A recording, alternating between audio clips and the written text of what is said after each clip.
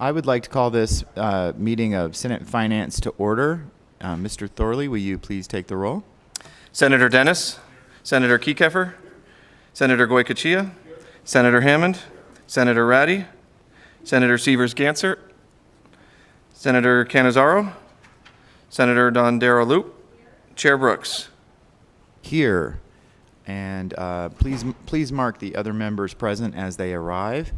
And I'd like to start this meeting off today, and with I just want to thank Senator Kiekefer, who was the chair of Senate Finance a few years ago, and this is his last session in the Nevada Legislature. He terms out. It'll be a great loss to the state of Nevada, and definitely a great loss to this committee. And we have 3 days left in the legislative session, and I wanted to, if it is okay with Senator Kiekefer, see if he could chair Senate Finance for us this morning, and so that this might be the last time that he gets to chair Senate Finance, and I would be honored if he would take over for me this morning in chairing this committee. And don't pass any weird bills or anything, would you please? No.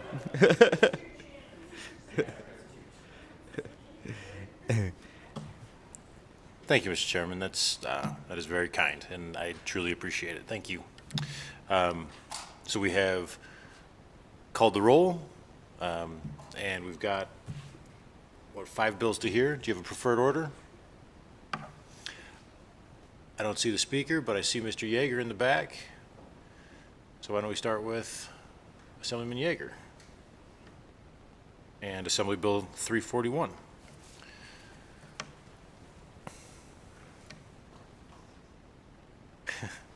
Welcome to the most uncomfortable seat in the legislature.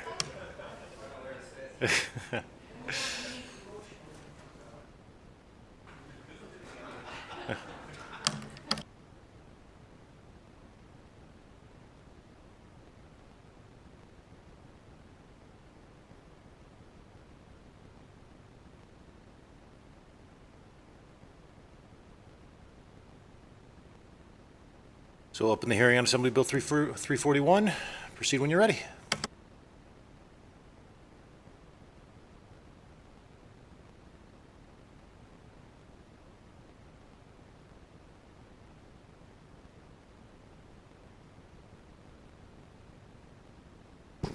Thank you so much, Mr. Chair, members of the committee. My name is Steve Yeager. I represent Assembly District 9 in Southwest Las Vegas. And I guess before I get started, I did want to note that I have a couple of folks who were going to be helping me to present the bill, Mr. Rutledge and Mr. Anderson. I'm not sure if they're on the Zoom. I think they registered, but I'd ask them to, if they hadn't received a link, to at least call in, because I think they can provide some of the technical information about the bill and to help answer questions, because the two of them really worked very, very hard on this bill and getting it in the place that it is today. So what I wanted to do, if I could, Chair, was just present some introductory remarks, and then have one or both of them just go through the bill on a very 10,000-foot overview of what it's trying to accomplish. And then if there are questions, we'd certainly be happy to answer those for the committee.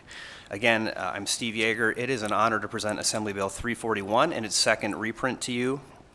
I also have provided an amendment to the committee that you should have. It is on my letterhead, and I apologize ahead of time how small the font is. I didn't realize until I printed it out this morning, and I don't have my glasses with me either, because it's day 118 and it's Saturday, so hopefully you have a chance to look at that. It makes some technical changes that we didn't get right out of the assembly, so we'll be working off of that as well.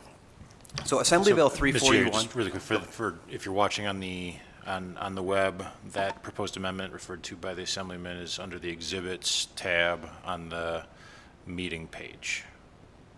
And it's AB 341, proposed amendment, Assemblyman Yeager. And the print is very small. Please proceed. Thank you again, Chair. Steve Yeager for the record. I think I did at least use the correct color coding, so I'll take that as a win, given how late we were here last night. So Assembly Bill 341 takes on the somewhat vexing issue of public consumption of cannabis. Ever since Nevada voters approved adult use cannabis, we've struggled with the idea of public consumption. The voter initiative expressly outlawed public consumption.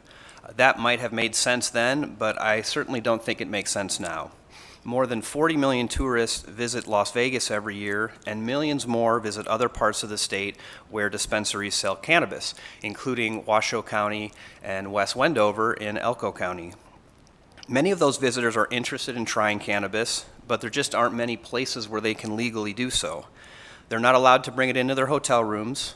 They can't consume out in the public. As a result, many of them end up breaking the law unless they happen to know somebody who lives in that area and will provide a private space for consumption. But it's not just the tourists who face this problem. There are also locals who have nowhere to consume. Perhaps they rent and they're forbidden from consuming by their landlord or their lease. Perhaps they live in subsidized housing where federal restrictions apply. Or perhaps for personal reasons they just don't want to consume in their own homes. Where can they go to consume? The answer is nowhere. Assembly Bill 341 remedies this problem by providing for public consumption at well-regulated venues, whether associated with an existing dispensary or a standalone establishment that would sell single-use cannabis products. Assembly Bill 341 is also an economic development measure in that it will result in additional revenue for the state while also providing new and exciting business opportunities, especially for those who were shut out of the initial licensing of this industry, including those who had been adversely impacted by the war on drugs. Thus, in this bill, you'll see that social equity is a big driver, and you'll see language in the bill that spotlights the need to diversify Nevada's cannabis industry, a need that has become glaringly obvious over the past few years. With the advent of consumption lounges, I think we can reasonably expect Nevada to become even more attractive for those who partake in cannabis, and we can expect that the lounges will continue to erode the black market, which means more revenue for the state. In addition, each lounge can reasonably be expected to employ approximately 25 people, and perhaps many more, depending on the concept. And this doesn't even speak of the labor associated with building and construction of facilities that might be associated with existing dispensaries.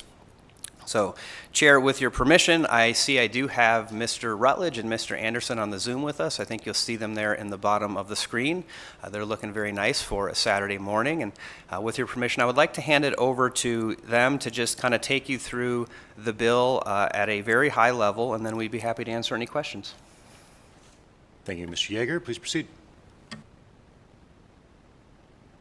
Good morning, Chairman Kiefer for the day and members of the committee. My name is Scott Rutledge with Argentum Partners. We're happy to be here today to help present AB 341 with Chairman Yeager. The bill basically sets out to do a few things. One, we need to address the issue of where consumers, especially tourists who are coming to predominantly Southern Nevada, can consume cannabis in a safe and legal fashion. We envision two license types. One license type would be related to retail stores that exist today and the ability to connect a lounge either within the facility or immediately adjacent to that facility. In addition, we wanted to provide for some diversity in the industry in terms of new ownership.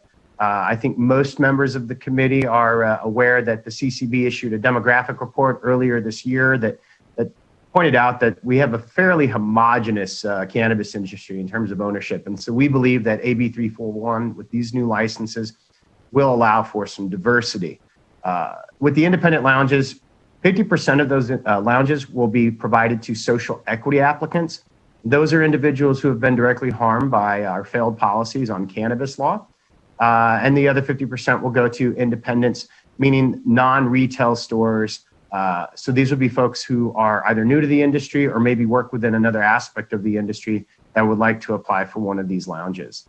A big part of the work that went into this legislation was trying to figure out how we could allow the CCB to take on the majority of this work. We obviously wanted to clarify some things in statute, but what you'll see throughout the bill is that most of the specifics that we've wanted to address, from defining what a single-use cannabis product that would be sold and consumed in a lounge meant, to looking at issues like indoor air quality and security, sell smart process, so many of the things that we need to spend more time through some workshops and more public input, as well as some of the other stakeholders who have participated sort of behind the scenes in this process to give us some good information about how they see things. We wanted to drive that process to the regulatory effort with the CCB. So a big part of the bill itself is going to be addressed in that way. As far as a number of these licenses, because that has been asked a few times, the current version of the bill assumes that we have about 40 licenses statewide. And that's based on an estimate that we sort of put together in terms of individual ownership groups, because another thing about these licenses is that you may only own one. So what we do not want to see is any group of owners, for example, a retailer who may have several locations within the state, they're not able to open up a lounge at each of those locations. They'll have to pick one that they would like to open up a lounge at. But what this does is by limiting that ownership to one per ownership group, we think there's roughly 20 or so retailers that may apply. There could be more. And so to create parity with that, we also want to allow for 20 independent lounges, 10 of those which will go to social equity applicants.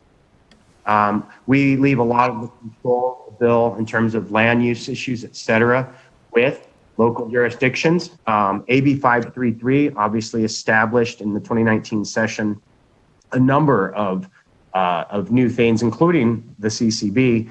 One of those is the 1,500-foot buffer between the resort corridor or casino properties and marijuana businesses or cannabis businesses. And so we are, in light of that, we're not going to see new venues that are independently run located within 1,500 feet of an unrestricted gaming license. It does provide for existing retailers that were already within that boundary prior to AB 533 to open up a lounge attached. So we are doing two things by that. We're still protecting our resort corridor, but we're also allowing for convenient nearby locations that aren't obviously next to those properties, but nearby where we know tourists are going right now to be able to safely consume there. As far as other local determinations, no airports, obviously. We know that these jurisdictions need to work through ordinances, and so we've provided for essentially them to go through that process and then look at things in terms of land use and other things that they may require. So the bill basically tries to figure out the best way to create a well-regulated state license system of licenses while also allowing locals to maintain control over whether or not they even want to have lounges in their jurisdictions. So we have a long way to go, assuming that we can get the bill passed in terms of the regulations and working with local jurisdictions. But we believe that this, as we're presenting this today, this bill puts us in a really great starting position. I'll stop there just to see if there are any questions from committee members. I didn't want to walk through the entire bill in just consideration of everyone's time today, but would be happy to answer questions specific. I also, Chris Anderson is on the meeting today, and he can also discuss some of the aspects of the new amendment if you'd prefer to have him go next. Thank you, Mr. Rutledge. Wanted to make sure we had the opportunity to go over the policy a little bit since this is the first time it's being heard in the Senate. Looks like Ms. Dondero-Loop has a question. Thank you very much, Mr. Chair. And I may have missed this while Mr. Rutledge was speaking as I was trying to read the number 2 font in the proposed amendment. Could you tell me what the vision of how this might look? Being around long enough to remember the Dotties fight, I'm trying to envision how this might look in a strip mall or in a neighborhood. So could you kind of walk me through that? Will there be gaming? Will there be food? Will it just be strictly the use? This is Steve Yeager. I'll take a shot at that. And it's somewhat of a hard question to answer. I can give you some definites. There won't be gaming. There won't be alcohol served at the same time. Those will not be allowed because I think that's probably a place we don't want to go right now in the state and policy. But in terms of what they might look like, I think we think of consumption lounges, and I think the initial thing you think about is, well, it's a lounge that people go into and they're going to smoke, like you'd have at the airport maybe. That certainly is a concept that someone could do. I don't know that concept would be terribly profitable. So I think, with the creativity of our businesses here, these could be anything from that, a true consumption lounge where people are smoking, to a comedy club that serves cannabis. You're aware of the paint and Pinot that they do, where you do a painting while drinking wine. You could do one of those with cannabis. There is a market, believe it or not, a very high-end market to consume high-end food that is infused with cannabis. That could be a concept that could work. So think of a sit-down sort of meal. And we didn't bring everyone to this meeting in respect of your time, but in the assembly we did hear from some entrepreneurs in this space about that concept. We heard from a disabled veteran about a yoga studio that would bring in sort of a yoga wellness that would have cannabis as well. So I think really whatever you can think of could be possible. In terms of where they would be located, how it would look, that's really going to be left to the local governments to decide where the zoning would be. So if they want one in the strip mall and they approve it, great. If they want them to sort of be a standalone, great. And that's on the independent side. But the dispensary side, the existing dispensaries will be allowed to have one that's essentially adjacent. So they have to have space where they're already located. And if they want to open up one and they qualify, they'd be able to do that. I think when you talk about those ones, probably they're going to look a little more traditional of what we would think of as a consumption lounge, because someone's likely going to walk into the dispensary, purchase product, or maybe they're going to go into consumption lounge and there'll be a partnership there. But I think as imaginative as our folks here in the state can be, it could be any of those concepts, but keep in mind that it has to be approved by the Cannabis Compliance Board and it has to be approved by the local government. But I, for one, am very excited about, particularly down in southern Nevada and Las Vegas, some of the concepts that we might have. So given that we don't have any applications filed yet, we're not sure, but that's kind of where I envision it going. And I think the more creative ones will draw customers, because you have to make money doing this. You're a business, so unless you're offering something that's attractive to customers, I think you're not going to make it. So hopefully that answers the question. And I know Mr. Rutledge and Mr. Anderson are very familiar with these concepts as well, but those are some of the ones we talked about in the assembly hearing. Thank you very much, and I did not hear you mention anything about a donut lounge. Steve Yeager, for the record. Well, Third House was a good idea factory for that, so I don't think we'll have a donut consumption lounge in room 3100 here, but if anyone's out there listening, I think it is an interesting concept. Thank you, Mr. Assemblyman Yeager. It's always a pleasure doing business with you. Thank you for that. Senator Goycochea. Thank you, Mr. Chair. You answered a lot of questions for Senator Loop there, but just explain to me mechanically. Okay, I'm going to walk in. You're going to sell me a single-serve portion or an edible, and it'll just be going in and ordering a beer, right? And then you have to consume it on the premises, I assume, and it'll just be the price of a whatever, whether it's a joint or a brownie. I guess that's it. Is that how this works? Steve Yeager, for the record, thank you for the question. And through the chair, I forgot to do that earlier, to the senator. Yeah, I think you can think of it kind of like a bar, except obviously we don't have alcohol, but there are restrictions on bars. You generally can't take product out of the bar, with some exceptions in southern Nevada where public consumption is allowed.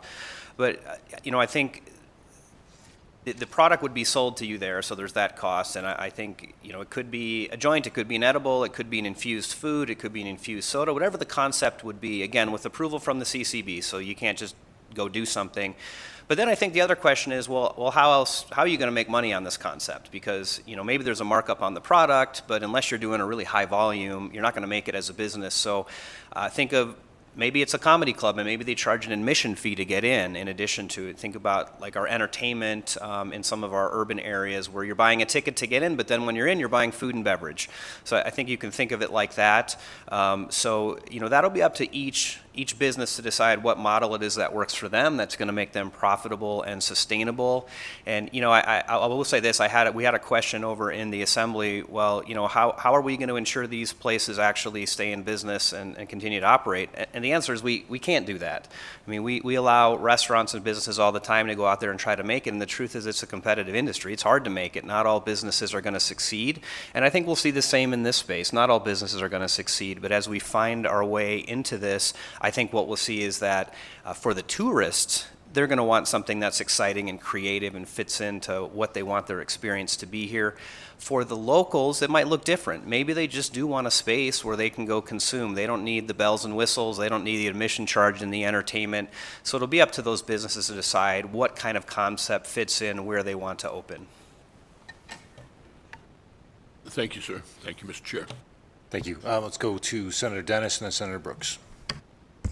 Thank you. So I'm assuming that the enforcement side of this is going to be similar to the other enforcement. Is that going to create additional work for the CCB as far as, you know, making sure that the legal ones are legal and that anybody that opens up a, you know, illegal one? Can you talk a little bit about that?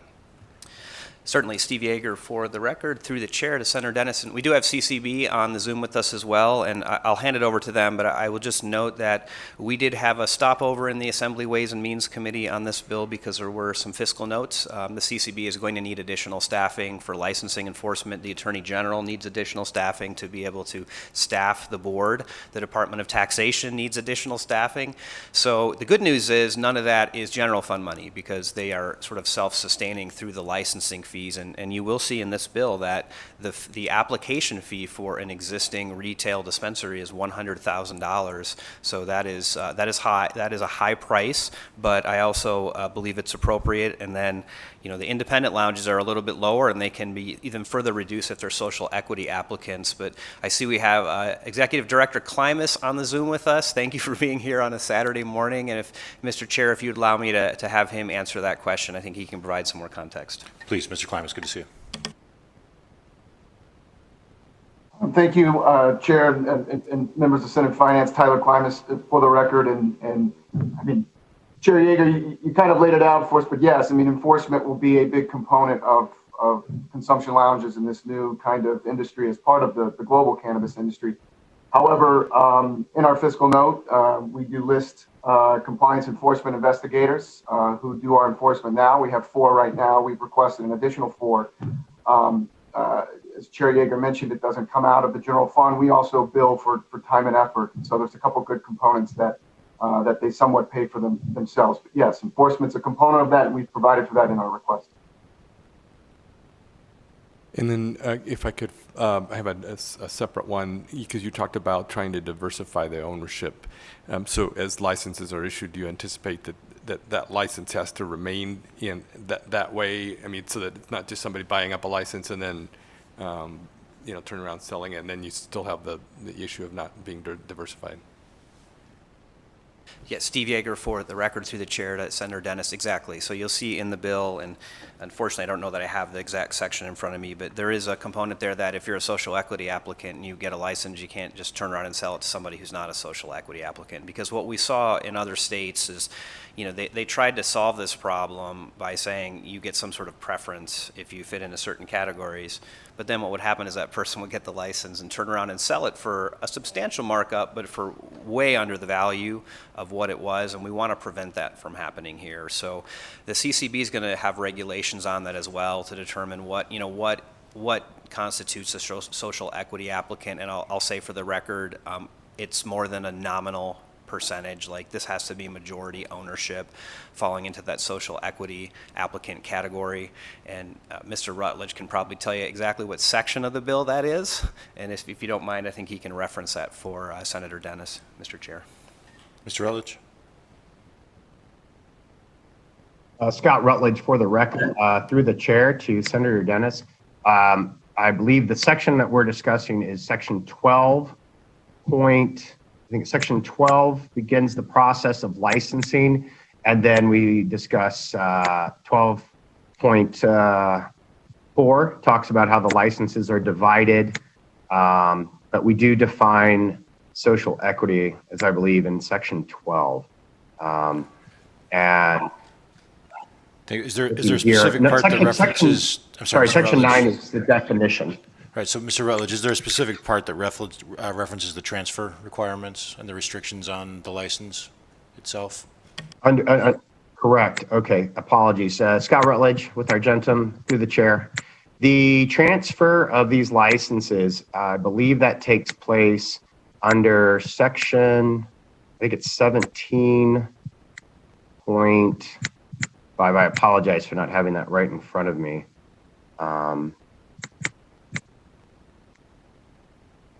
Steve Yeager, for the record. It looks like it's section 16.5 with an assist from Senator Sievers-Gansert. Thank you. Thank you. That is correct. I appreciate that. Let's go to Chair Brooks, and then we'll start trying to dig into the fiscal aspects of the bill. Thank you. Thank you, Mr. Chair. And Assemblyman Yeager, so building a little bit on what Senator Dennis was talking about. So is there anything in the amendment that changes the roles or responsibilities of the Cannabis Compliance Board, the Attorney General's office, any of the agencies that would interface with Cannabis Consumption Lounge?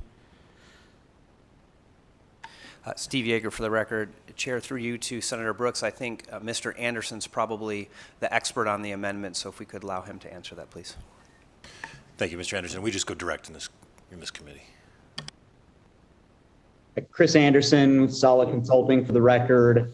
There's a very, very minimal change to the CCB's responsibilities in the amendment, just around providing notifications of conditional eligibility to retail licensees. That's the only new interaction that CCB will have in the amendment.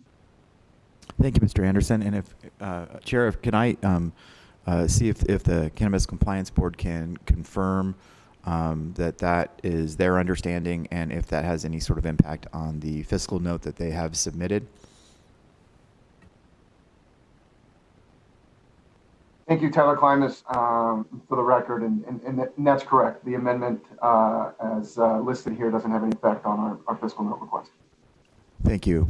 And I just, it's been a few years since we visited cannabis consumption lounges and tried to see what the different business models looked like to try to address this issue. And I remember the former Senator Sager-Bloom, who I now occupy his seat, and myself, along with you, went and visited, and the equity piece was a huge part of that conversation, and I'm glad you've tried to address that in this bill, because that we've just seen, especially with the transfer of license issue that Senator Dennis brought up. This is a really huge issue that I'm glad you addressed in this bill, and I think you did it in a pretty elegant way. So we'll see. Hopefully it works out. And I can't wait to, I think Senator Dondero Loop had a great concept there. I can't wait to visit Kush and Crullers. Like, that's going to be great. Thank you, Mr. Chairman. If I might, Mr. Chair, Senator Brooks, thank you for the idea. And I do want to say I remember that a number of us went to San Francisco. I don't know how long ago it was because time is irrelevant right now, but it was a long time ago, and we looked at consumption lounges there to figure out how they did it and how we could do it here. And a concern from everybody who was on that flight there and the flight back was the social equity piece, because what happened in San Francisco is if you had a lounge, they essentially just let you open, if you had a retail dispensary, they just let you open a lounge. So it was sort of those who already had were given more, and there was really no way to get into the industry. And I remember conversations with you, Senator Brooks, with Assemblywoman Peters, Senator Sager-Bloom, about if we did this here, we didn't want to do that because, I'm proud of the industry here, but it's very homogenous. And that's because it just took so much capital to get started. And I know why we did that, because it was important that we do this right and we get it right. And I think we did, but now we're at the point where the industry has stood up and we have to look at what comes next. How do we get other people into this industry? And so, I'll give a lot of credit to Mr. Rutledge, Mr. Anderson, a lot of others who are in this room and who are listening who have worked very hard to get this social equity piece right because it is the right thing to do. And so that's probably why we're here on day 118, because those conversations were intricate, they were delicate, and Mr. Klimas was involved as well. So just want to mention that this has been a long time coming, and appreciate you, Senator Brooks, for initiating that discussion, that we make sure we do right by not just those who already have lounges, but those who want to get in this industry and should get in this industry, can do it well and do it proud. Thank you, Mr. Yeager. We got a couple more questions. One first, Senator Gansert. Thank you, Chair Keycaffer. So I'm looking at the social equity applicant chapter, or section 9, section 9, 10, 11. And so when you start talking about in section 9, the social equity applicant, it's either an owner or an officer. But then when you drop down to 11.2, it talks about the minimum percentage of ownership, basically to be considered a social equity applicant. And so in one case, it looks like you can be considered social equity if you just have an officer who meets the criteria. But then further down, it says they have to have percentage ownership. And I think part of what is trying to be accomplished is to make sure that individuals who are social equity, qualify for social equity, actually have some ownership, that they're not just an officer. So can you help me tie those two together? Thank you, Steve Yeager, for the record, and I would go to Mr. Rutledge probably on that question. He has worked the most on that language. Again, Scott Rutledge, Argentum Partners, for the record. Senator Gansert, the goal we were trying to accomplish with that language was we weren't sure what the percentage ownership for a social equity ownership group should be. We wanted to defer that to the regulatory process with the CCB. The idea is that it should be a substantial ownership number. That ownership could be anywhere from, say, 25% to maybe a majority ownership requirement. When we talk about officers and owners, what we did take out of the original version was the idea of board members, because oftentimes you can have boards, whether they be advisory boards or boards that don't receive any compensation, that have no equity or financial interest in the business. When we say officers, what we're thinking of are your C-suite folks. So, you could have anyone from the CEO to the CFO, et cetera. And then, of course, the owners themselves who, may or may not take an active role in the business. It's hard to definitely know, like when you talk about a social equity applicant, what that person's means or capability might look like in terms of being able to get into this industry. There may be some that bring financial resources. There may be others that need to seek those financial resources. One of the reasons why I think this new version of the bill works better for social equity is that by limiting the number of licenses, at least initially here, every one of those licenses now has a higher value than if it were an unlimited model.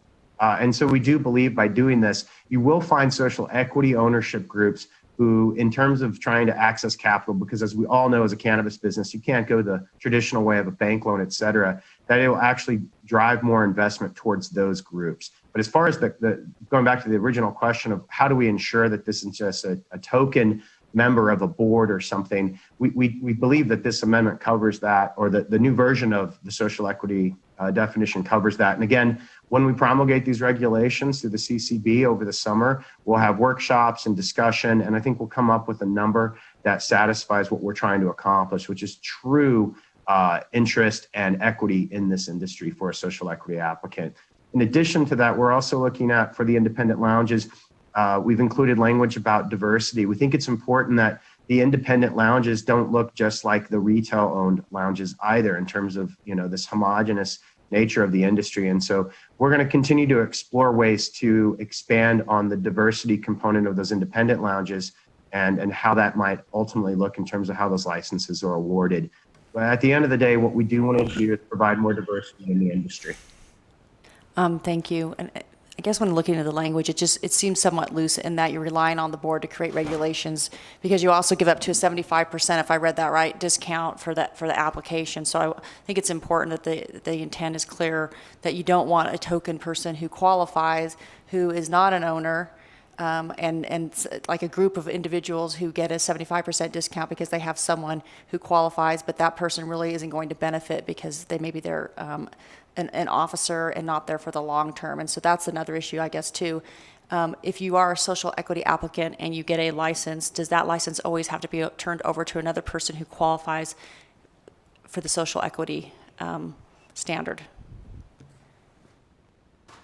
Again, Scott Rutledge with our Argentum Partners for the record. So after 2 years of operation, upon the time the license is issued, that social equity applicant group may sell that license to anyone. But the goal of having them be operational was that you didn't buy the license and hang it and then go out and look for someone to buy it. It does not have to be sold to another social equity applicant.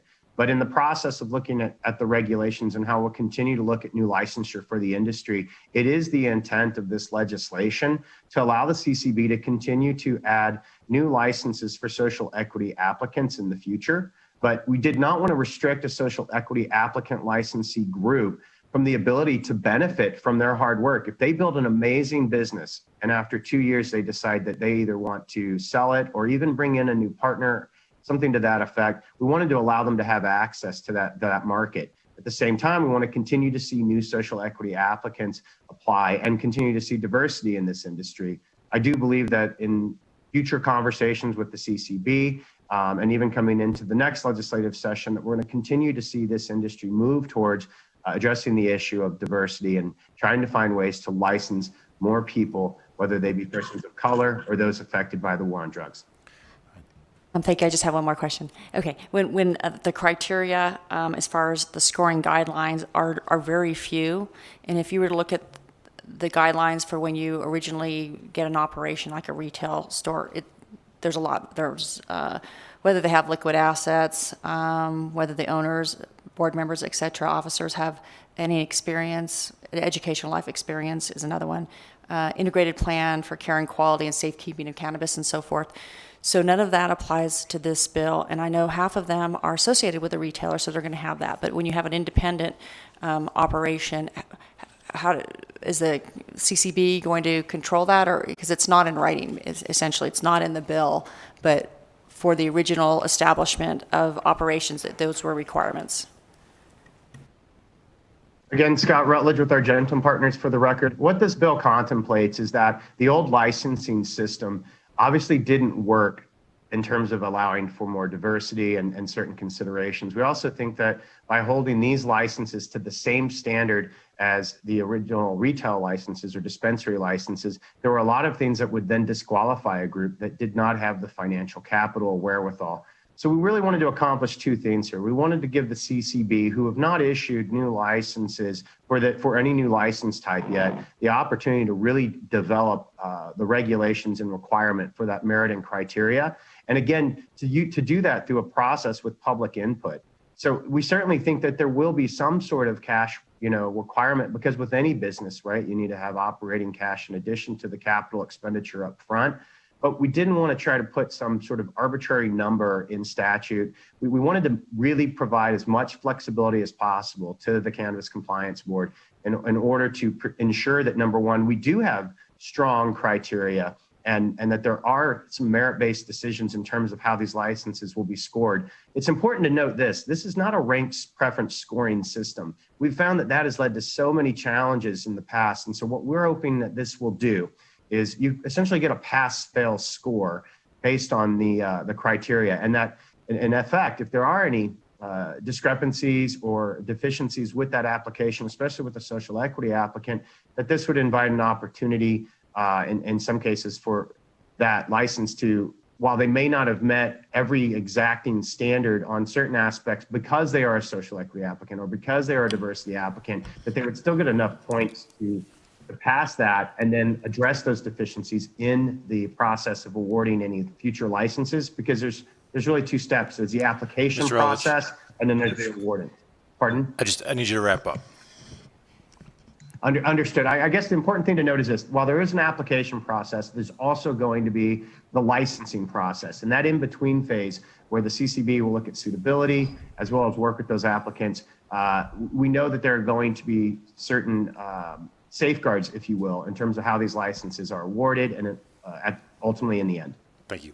All right, so we're going to have one more question from Mr. Hammond as it relates to the policy. Then we're going to dig into the fiscal aspects really quickly. And then we'll do testimony for and against, which will be brief.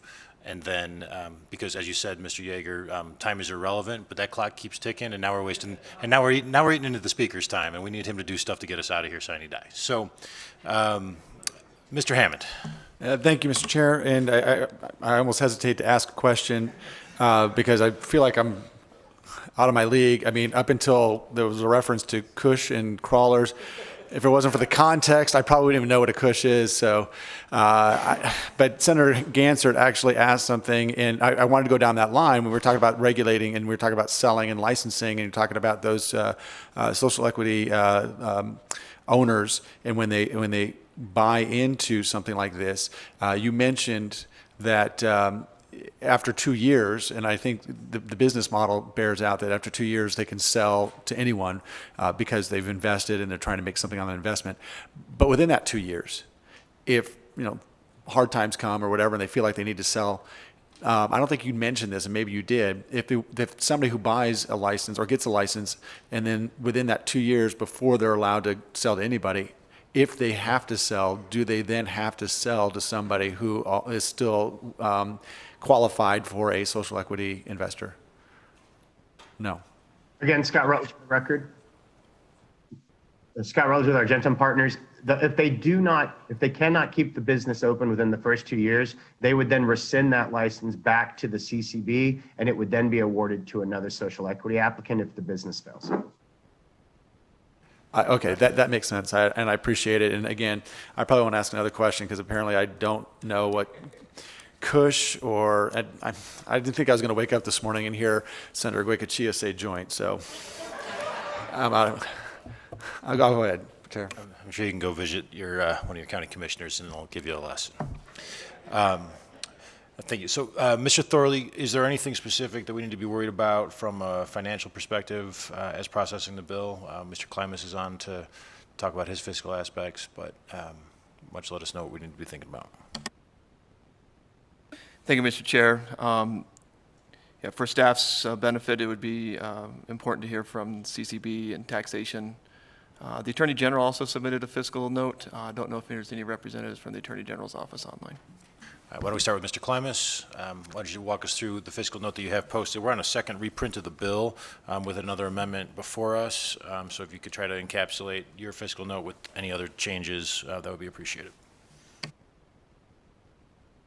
Sure. Thank you, Chair Tyler Klimas for the record. Pretty straightforward. Our request deals with staffing to implement consumption lounges. There have been some changes. Obviously, we envisioned 132 lounges to develop this fiscal note. You've heard today through some of the changes that number has shrunk, but has the potential to continue growing. Our fiscal notes are a little bit different. This isn't a direct appropriation from the general fund. This is essentially authorization for us to utilize wholesale marijuana tax money before it then is swept to the DSA. So I guess what I would say is that, depending on how many licenses are eventually issued, we would scale up or down our fiscal note to match that number. You'll see a difference in the first year and the second year, and we realized that there is a ramp-up period needed. And so that's reflected not only in the full dollar amount, but also in the backup materials that we provided. Lastly, all of the position types and duties that would be included in the 30 FTEs as per this fiscal note, those are included as well. Obviously, even with a scale down, if you were to say 40 licenses are coming, a lot of the administrative needs will still be there. The enforcement needs will still be there. So it may not, the math not be perfect. It may not be a third. But we certainly recognize that if the number of licenses issued is obviously less than 132, so too will our, at least some of our field needs. Lastly, I'd like to add to that fiscal note, again, not a direct appropriation. This just authorizes us to take from the wholesale marijuana tax money before it's distributed. I mentioned it before. The CCB, self-sufficient, it's supposed to be self-sufficient, and so we bill for time and effort. Most of these requests are field staff. We bill licensees for our regulatory duties. And so a lot of this money is recouped in time and effort fees. And then as Chair Yeager mentioned, the licensing fees as well. That would come as part of the pot of money that we would take the funding needed for these positions out of. I'm happy to answer any other questions. I would just add, we do mention, I know the Attorney General's office is not on this Zoom. I believe they're in Ways and Means, but we are intertwined. We work very closely with the Attorney General's office in regulating the industry. And so with more licenses comes more responsibility for the Attorney General's office. And so I believe their fiscal note contemplates two senior deputy attorney generals and a legal secretary, and very much needed as well to match this. Thanks. Thank you, Mr. Klimas. If we could go to the Department of Taxation really quickly, it looks like there were two fiscal notes submitted, one in April, which had an impact, one in May, which did not. Does that May 24th fiscal note still stand, or have there been changes? Good morning, Terry Upton, Deputy Director for the record, Department of Taxation, sorry. Yes, we, because of the bill amendment that adds language that limits the number of licenses that CCB can issue, the department now believes that it can absorb that workload in its normal course of business and has removed the fiscal note. Thank you for that.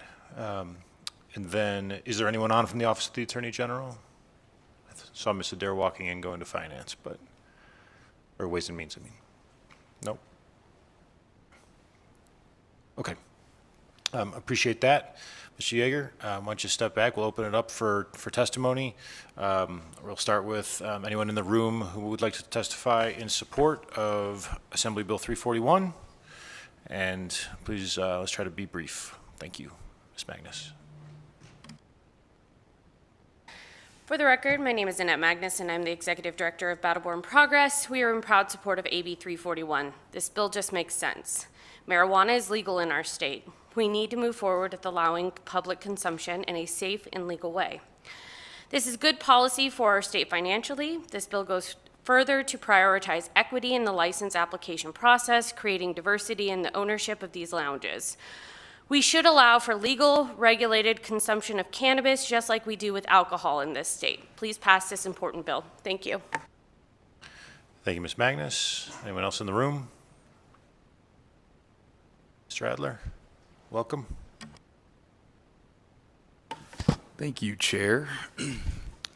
Will Adler, representing Sierra Cannabis Coalition. We'd like to say AB 341 is a great, stab in the right direction towards social use of cannabis. Nevada is a tourism-based economy, and we, for a long time, have had the question of where do you use cannabis if you come here and you don't live here. So this is going to at least establish a framework where the CCB can get a good foot in the door at figuring out that issue and hopefully grow this industry. And I see this as the beginning and not the end of this conversation. Thank you. Thank you, Mr. Adler. Seeing no one else coming into the room, broadcast, can we check the phone lines for any testimony in support of Assembly Bill 341? Certainly. Thank you, Mr. Chair. To testify in support on Assembly Bill 341, please press star 9 to take your place in the queue.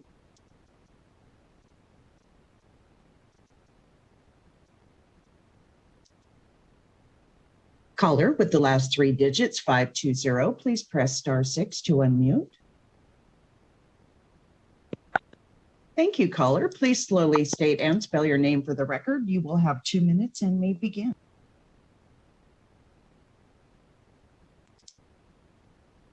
Caller 520, please ensure that your phone is unmuted on your end. You are live to the broadcast and may testify. And please press star 6 one more time.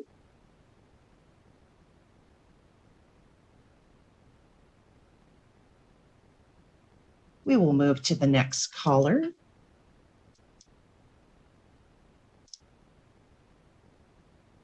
Caller with the last 3 digits, 668. Please slowly state and spell your name for the record. You will have 2 minutes and may begin. Blake Martin, LAYKEMARTIN. I'm the Executive Director of the Nevada Dispensary Association. Good morning. The NDA is the state's largest cannabis industry association, representing dispensaries, cultivators, production facilities, and distributors. We appreciate the opportunity to testify in support of the lounge concept set forth in Assembly Bill 341. Assembly Bill 341 aims to solve the issue of Nevada's prohibition of public cannabis consumption by creating cannabis lounges and the licensing and regulatory structure that will govern them. In addition, this bill provides increased opportunities for diversity and entrepreneurship in the cannabis industry. The NDA supports the consumption lounge concept and acknowledges that with respect to technical aspects of the bill, individual NDA members may have differing views, but we want to thank Chair Yeager for his work on this complicated bill and for his continued willingness to work with the NDA as this concept and the bill have evolved. And we look forward to working with the CCB, local governments, and stakeholders to establish regulations that will govern this new market. Thank you. Thank you, Ms. Martin.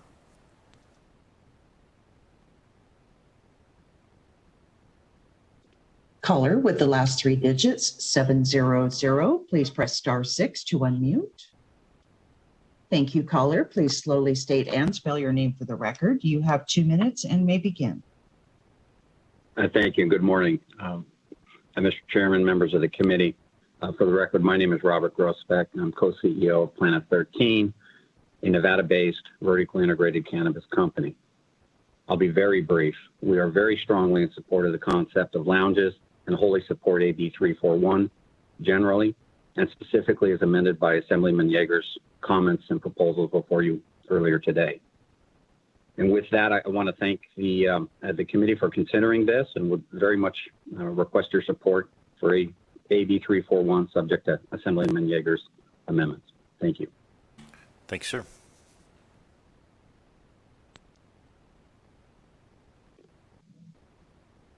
Caller with the last three digits, 520, please slowly state and spell your name for the record. You have 2 minutes and may begin.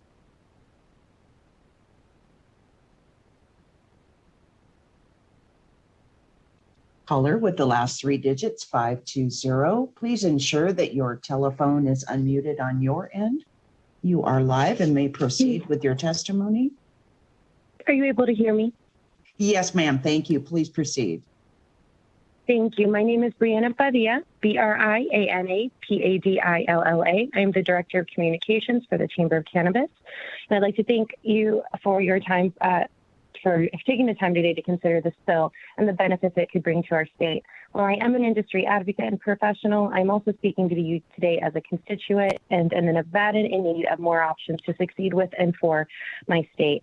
While cannabis and the cannabis industry and its customers have happily filled our coffers through tax revenue, the truth remains that the business of cannabis is rife with steep barriers to entry that have had a detrimental effect on representation and access to ownership, especially for Black and brown folks and women in our community. While we all understand cannabis is and should be a privileged industry, it should not be so privileged that our very own citizens can't participate with impact and efficacy in an industry that they fought for and continue to fight for. AB 341 is the only consumption bill being considered this session that gives locals and equity applicants a chance to participate and succeed in the cannabis space, while also working within parameters that are acceptable and workable to all of our stakeholders, not just those already in the space or those who want to be in the cannabis industry as a means of making a quick dollar at the expense of our local communities. Lastly, I would like to point out that in addition to contributing to state revenue, the Nevada cannabis industry provides tens of thousands of jobs to our citizens, with the number of registered agent card holders increasing every single year. AB 341 would give our industry the ability and opportunity to continue providing jobs and security to Nevadans, an opportunity which, as we all learned in this past year, is incredibly precious. In short, AB 341 is an important step in righting the ship and ensuring that Nevada is truly the gold standard for all things, including safe cannabis consumption. I thank you for your time today. Thank you. Once again, we are currently in support testimony on Assembly Bill 341. If you would like to testify in support, please press *9 now to take your place in the queue.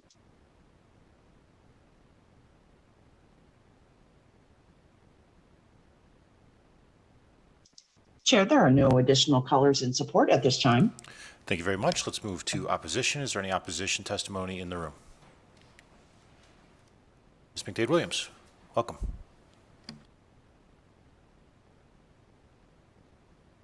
Good morning, Mr. Chair and members of the committee.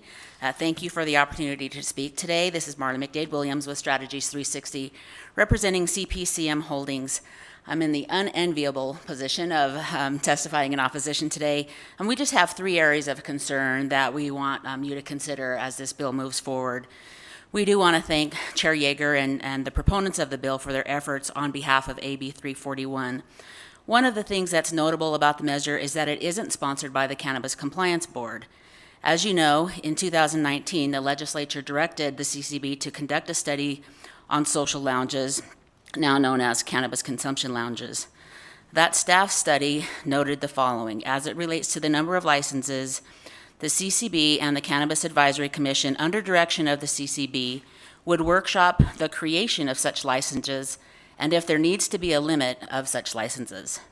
The CCB would support the granting of consumption lounge licenses be prioritized towards those that have been disproportionately affected by the war on drugs.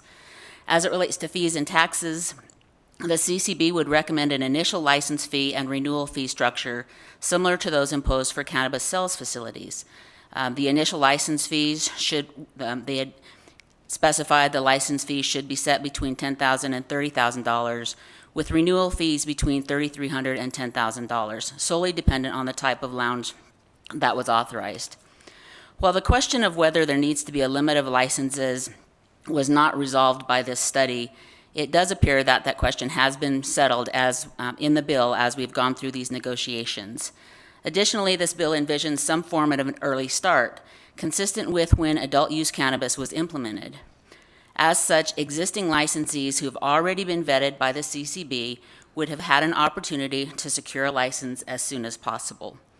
The question is, with some establishments still in the process of perfecting their licenses due to the lawsuits of unsuccessful applicants, whether those applicants are eligible to apply and bring their retail store and their cannabis consumption lounge online at the same time.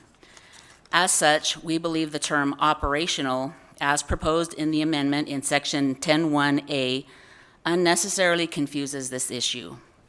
Section 10 also includes new language related to an early start concept that just needs to ensure all of those who have been authorized to secure a license can apply under the early start provisions. New language has come forward in subsection 4 of Section 12.5 that references a lottery system for both the retail consumption lounges and the independent lounges. It's our understanding the intent was that retail cannabis establishments would be issued a license after paying the fee, and the industry agreed to a fee of $100,000 to apply. And that's an onerous fee if you don't know if you're going to get a license. That fee will help subsidize the CCB and independent lounges by providing funding for staffing for this new license category. We believe the lottery concept should be deleted from the bill for retail consumption lounges. I'd also like to say we asked for consideration in the Assembly of allowing a license holder to have at least 2 licenses if one of those licenses was in a county with a population under 100,000.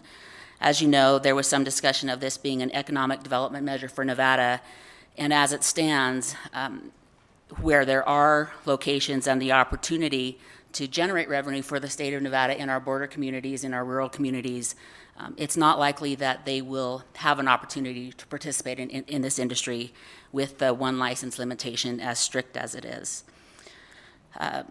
Finally, the amendment adds a phrase, quote, as otherwise authorized by regulation of the board, to sections 30.6, 30.7, and 30.9. And it's not clear what that language is intended to do. It should be clear that consuming cannabis should only be done in a licensed lounge. And I just don't know what that language is intended to do. And before I close, I just want to thank Senator Kieckhofer for your service. It's been a pleasure having you here, as well as Senator Dennis, who we wished well to last night. Thank you, Mr. Chair. Thank you, Ms. McDade-Williams. Appreciate that. Is there any other testimony in opposition in the room? No? Broadcast, let's go to the phones and see if there's any testimony in opposition to Senate or Assembly Bill 341 on the phone lines. Thank you, Chair. To testify in opposition on Assembly Bill 341, please press *9 to take your place in the queue.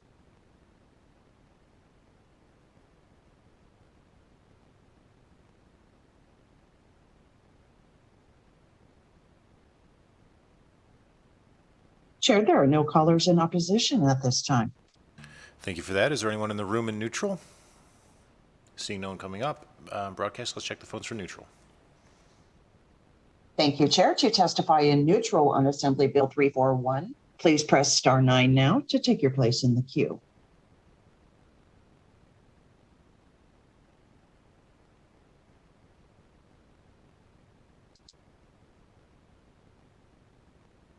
Caller with the last 3 digits, 530, please press star 6 to unmute. Thank you, caller. Please slowly state and spell your name for the record. You will have 2 minutes and may begin. Good morning, Chairman Kemper and members of the committee. My name is Theresa Hayes, spelling Teresa, last name Hayes. I am the Environmental Health Program Manager for the Nevada Division of Public and Behavioral Health, Environmental Health Section. I am happy to answer any questions you may have regarding this bill this morning. Thank you very much. I don't think there are any at this time. All right, with that, is there any additional neutral testimony on the phones broadcast? Let me check for you, Chair. To testify in neutral on Assembly Bill 341, please press star 9 to take your place in the queue.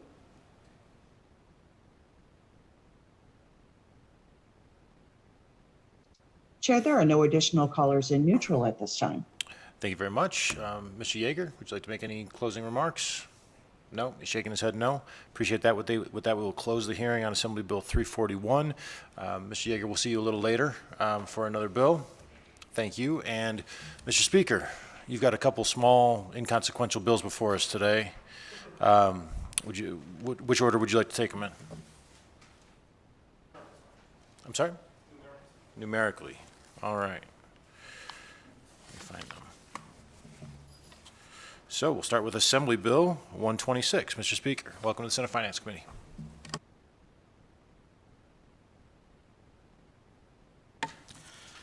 Good morning. Thank you, Mr. Chairman, Senators. For the record, my name is Jason Fryer, Senate Assemblyman in District 8, Speaker of the Nevada State Assembly, and I am here to present first Assembly Bill 126, which would move Nevada to be the first state in the nation for presidential primary nominating processes and changes our current presidential nominating caucus system to a primary. Overall, why should Nevada go first? Nevada should have a say in the presidential nominating process for president. As Nevadans, we know how unique our state is. Our diverse population better represents that of the rest of the country, yet our state is small enough for more of our voices to be heard by those vying for the highest elected office in the land. Also, Nevada, the issues that are shaping our country's future have been big issues in Nevada for years. Climate change, public lands, healthcare, tourism. Nevada helped put these issues on the map. Why move from a caucus to a primary? I've worked my entire legislative career to make voting and elections more accessible to eligible Nevadans. This bill is another step in that direction. Nevada's made great strides to make caucuses more accessible, but the nature of a caucus limits the ability to make it as inclusive as it can be. By moving from a caucus to a primary, more Nevadans will be able to have a say in who should ultimately lead our country. Provisions in this bill, I can briefly walk through it. It's a short bill.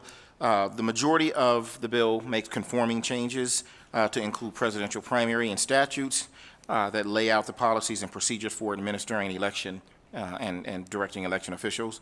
Section 43 has a proposed amendment to make the presidential primary date the first Tuesday of February. This aligns with the historical practices of the Democratic and Republican national committees that organize the presidential nominating process at a national level.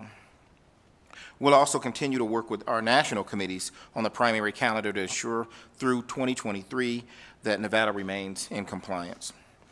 The proposed amendment also removes references to other Western states scheduling the primary ahead of Nevada. To be clear, the purpose of this bill is to set Nevada up to be the first presidential nominating state in the nation, not just in the West. Section 44 of the bill has a proposed amendment to move up the presidential candidate filing period to October 1st through the 15th. This change is needed for our county clerks and registrars to carry out the pre-election processes in time for the primary to be held on the first Tuesday in February. Mr. Speaker, I don't want to cut you off. You're referring to the proposed amendments. Are you just referring to the changes in the bill, or are you referencing a proposed amendment before the committee today? And I'm sorry, Senator, I'm referencing changes that we have made. Okay, thank you. Please proceed. And I will get to the reason that we're here in Senate Finance, the fiscal note. There is no fiscal note on this bill, as there is no action to be taken this biennium. It would have an impact on future biennium. The next presidential primary, of course, will be in 2024. And so, in closing on this bill, Nevada's consistently punched above our weight when it comes to elevating the issues that we experience every day to national importance, from addressing racial justice to climate change, to most importantly, staunchly working to expand voting rights. Our voices are diverse and better reflect the rest of the country than the current nominating process, and I believe it's time that Nevada takes its rightful place, not just first in the West, but first in the nation. I will say that I don't believe that this is a selfish effort on the part of Nevada. I think that candidates who are vying to be president of the United States should be able to make their case and test their messages in the kind of audience that is going to be selecting our next president. And I believe Nevada fits that bill, not only in our diversity of our constituents and Nevadans, but in our diversity of issues that are here in Nevada. And I think that it best serves the country to to have a finger on the pulse of what voters are actually feeling if you make your case before a diverse audience. And so with that, I would open it up for any questions the committee may have. Thank you, Mr. Speaker. Committee, any questions for Speaker Friars? Ms. Dundar-Loop. Thank you, Mr. Chair. Speaker, am I understanding that the Secretary of State fiscal note is zero now? Thank you again for the record, Jason Frierson. The fiscal note has been zeroed out for the purposes of this current biennium. Of course, there'll be an impact on future biennium. Okay, thank you. And Senator Severs-Gansard? Thank you, Mr. Chair. So I'm looking through this, and it looks like it's an abbreviated election, meaning that the early voting starts 10 days before instead of 17 days before. And then this is not a mail ballot process at all. This is a regular process with early voting or absentee ballot measures. Thank you for the record, Jason Frierson. Again, there's a small bill that I'm going to be presenting after this one to deal with that issue, and so. This bill itself deals with going from a primary, from a caucus to a primary, and I am happy and look forward. I guess I look forward to the lively discussion about the mail process and the bill I have to present after this one. But this bill focuses on moving from a caucus to a primary.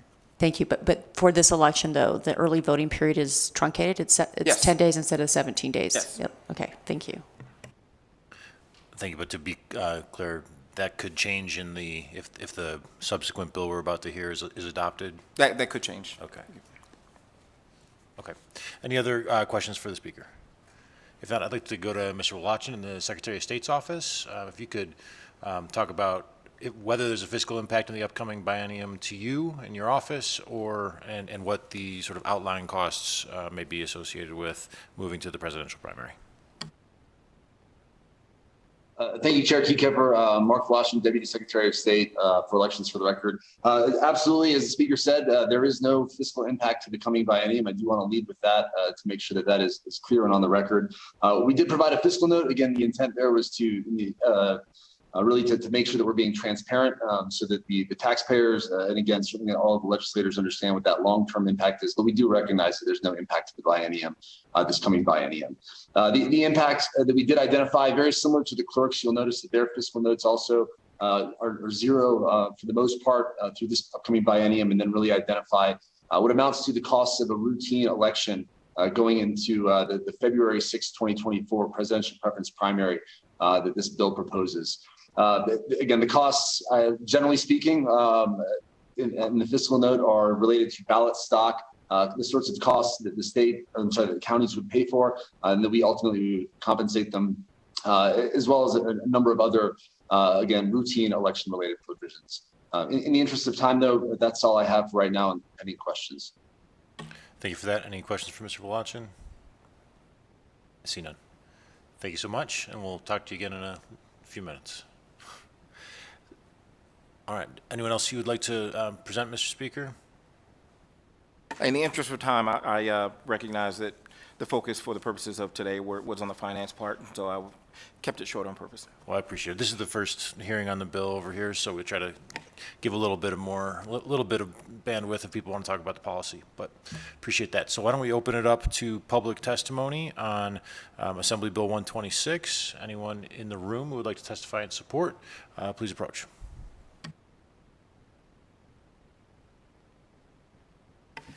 Good morning, Chair, members of the committee. My name is Shane Piccinini, and I am a founding, at least in Nevada, a founding coordinator of the We the People and Project Citizen program in Nevada. This is the first opportunity I've had this session to testify for this bill because of other committee hearings, and I'm grateful for this bill. As some of you know, way back when I was probably 12, I was the chair of the Democratic Party in Washoe County in the 90s when Nevada was still used as a punchline for late night comedy jokes. And because of the leadership of the state has had, and a lot of it in this building over the years, Nevada has finally gotten past that. I think getting away from the caucus system is probably one of the smartest and most inclusive things that we can do. And I can't tell you the number of times, you know, in the late 90s into the early 2000s when we were organizing our precinct meetings and all of the other stuff that is required for a caucus, when I would get a phone call from a resort worker up at you know, like Diamond Peak or Rose or someplace that was unable to participate and mad because they couldn't cast their ballot. I think that caucuses are, for writing party platforms, sure, they're great. But when it comes to allowing people to participate in the very essence of what is supposed to be picking our national leadership, we've way outgrown this. And I am incredibly thankful for the speaker for bringing this bill forward and bringing this back to the We the People program when we're sitting here and trying to explain to 5th graders, 7th graders, or high schoolers how a caucus works. They look at me like I'm on some kind of controlled substance for thinking that this is a good idea. And then, of course, it makes me want to go into one of Jaeger's consumption lounges when that's over. So, yeah, I think that it is way past time. And I just thank you, Senator Kiekefer, for your leadership over the years. But again, I just want to sort of like reiterate how much Nevada has grown politically over the last 20 years. And I really, really, really don't want us to stay back into, you know, the 19th century with abacus and stone tablets. So thank you. Appreciate that. Thank you for your service to We the People as well. Please proceed. Good morning, Chair Kiekefer, members of the committee. For the record, my name is Emily Prasad Zamora, and I'm the Executive Director of Silver State Voices. Today, I stand in support of AB 126 because it would make participation in our presidential preference elections much more accessible to the everyday Nevadan. The caucus system is simply inaccessible. Working class Nevadans may not have several hours to attend their precinct's caucus. On top of that, it's a long, complicated process that can discourage many from participating, including first-time voters and voters from BIPOC communities. AB 126 would provide more oversight and transparency, as the elections department would be responsible for conducting the primaries. Thank you to Speaker Frierson for bringing this bill forward, and we ask the committee to invest in our democracy for everyday Nevadans. Thank you so much for your time. Thank you. Ms. Magnus.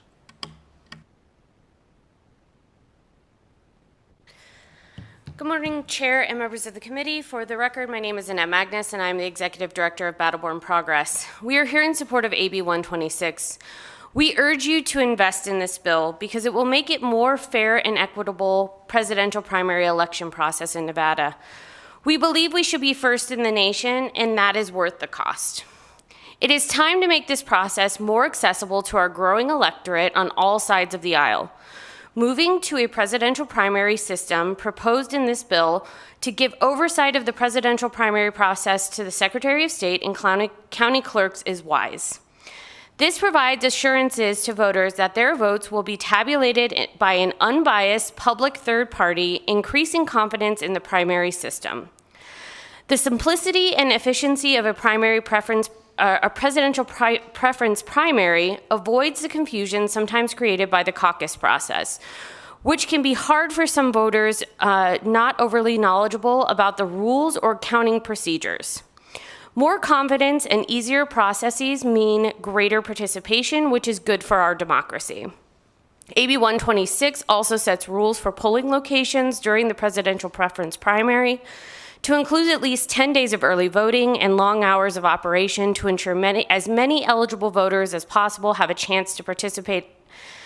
All of this makes more secure and accessible primary elections for Nevada voters. We thank Speaker Frierson for his work on this measure. Please support AB 126. Thank you. Thank you, Ms. Magnus. Anyone else in the room? Oh, welcome.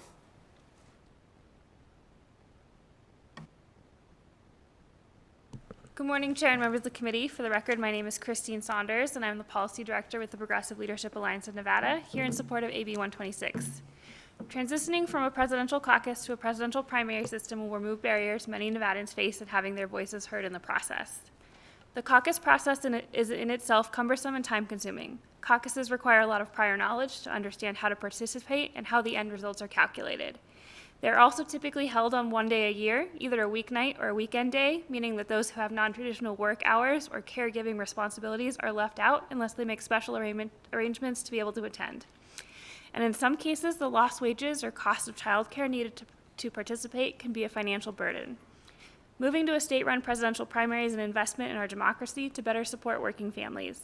A primary election will also allow eligible Nevadans to be able to take advantage of the various ways to vote the state offers, like early voting and absentee ballots. We urge your support of this legislation. Thank you. Thank you. Welcome. Thank you. Good morning, committee. My name is Jim Sullivan. I'm here representing the Culinary Union. The Culinary Union supports AB 126, which will establish a primary election in lieu of a state caucus. In the 2020 Democratic presidential election, the majority of the caucus participants chose to early vote rather than to participate on caucus day.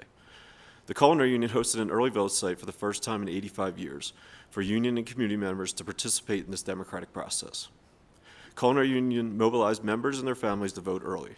We are proud that over 2,500 Nevadans casted their ballot in 4 days at the Culinary Union early vote site location. In addition, several Las Vegas Strip casinos hosted 24-hour voting sites, which gave workers the options to vote during their shift. AB 126 promotes voting accessibility, encourages voters to participate in the presidential primary election, and simplifies the voting process for all voters. The Culinary strongly supports this bill and urges your support. Thank you. Thank you. Please proceed. Good morning, Mr. Chair and members of the committee. My name is Yui Nguyen, spelled D-U-Y-N-G-U-Y-E-N, and I'm here to represent the Asian Community Development Council and the One APIA Nevada. We are in support of AB 126. Nevada is home to over 300,000 Asian Pacific Islanders American, comprising around 10% of the total population. In 2020, we saw unprecedented voter turnout for the Asian Pacific Islander American community in Nevada and nationwide. From 2010 to 2016, the number of eligible API voters in Nevada grew 35% compared to 13% statewide. Providing more options for Nevadans to access the poll was critical to this turnout. Although this increase in voter participation amongst the API community is promising, we must do more to invest in greater access to the ballot. In Nevada, our workforce and economy operate 24 hours a day, and the caucus is not accessible to many working Nevadans. By switching to a primary system, more Nevadans will be able to make their voices heard. That is why our communities need this investment. We'd like to thank Speaker Frierson for working with our community on this and bring these issues forward. We urge you to support AB 126. Thank you. Thank you. Welcome to Senate Finance. Good morning, Chair. Good morning, Chair for the day, Kiefer, members of the committee. For the record, my name is Benjamin Challoner, Policy Director for Faith in Action Nevada, which is a nonpartisan multi-faith organization that organizes and advocates for social, racial, and economic justice, as well as an inclusive democracy, both in northern and southern Nevada. We are here in support of Assembly Bill 186, and thanks Speaker Frierson for this bill. An inclusive democracy, that's what this bill is about. By making sure that we're able to move from our presidential preference from a caucus to a primary, making sure that more Nevadans are able to participate in the process. By including the 10 days of early voting as well as absentee, we are making sure that our BIPOC communities don't have to take time off work or find childcare. Thank you so much, and we urge your support. Thank you. Ms. Bordelon. Thank you, Bailey Bordelon. While not technically a legal aid issue, I did want to testify on behalf of myself and say that for the last couple of election cycles, I have had to vote as an absentee military voter while my husband has been stationed out of state. And the caucus was the only thing that I wasn't able to participate in. So there was no option prior to this bill for absentee voting.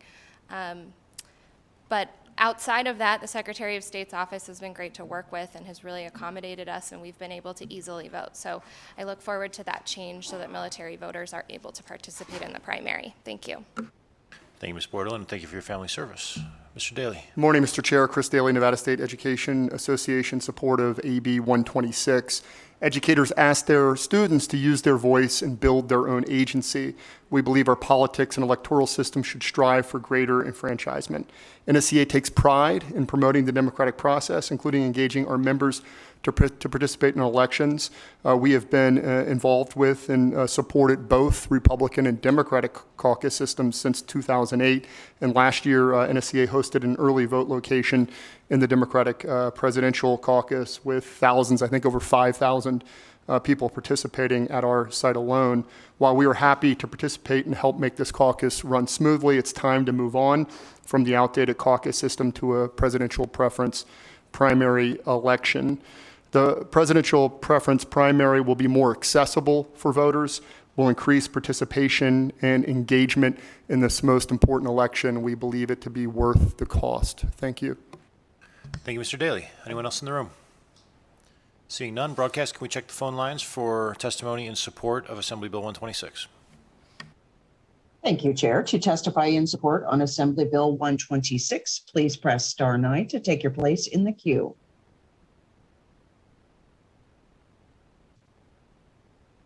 Caller with the last 3 digits, 169, please. Thank you, caller. Please slowly state and spell your name for the record. You have 2 minutes and may begin.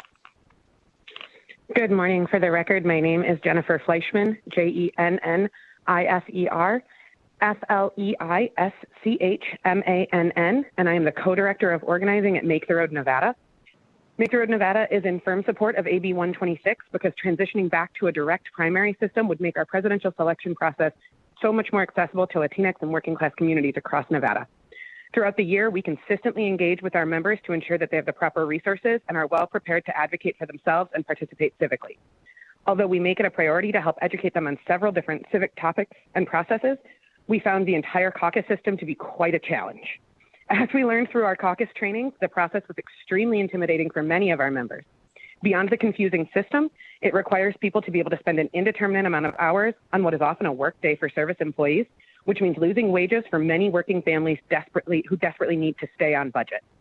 Investing in a direct primary system would make participation in the presidential selection process far more accessible to new voters, especially Latinx and working class Nevadans.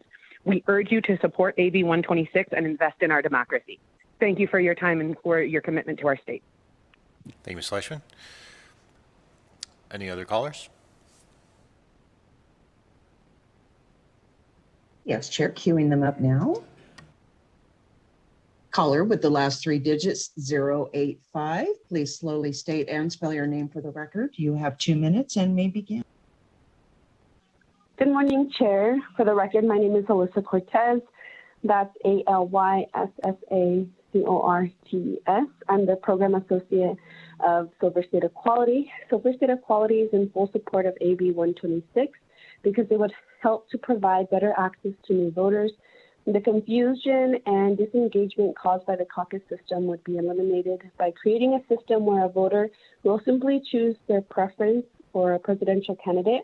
Oversight of the process will be handled by the Secretary of State and the county clerks, who have ample experience conducting similar elections. By investing in AB 126, it would ensure more trust in our democratic process, and I urge you to pass AB 126. Thank you so much. Thank you, Ms. Cortez.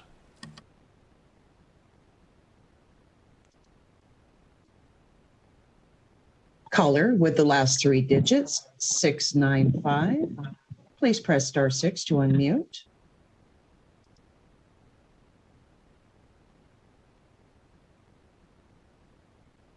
Caller with the last three digits, 695, please press star 6 to unmute.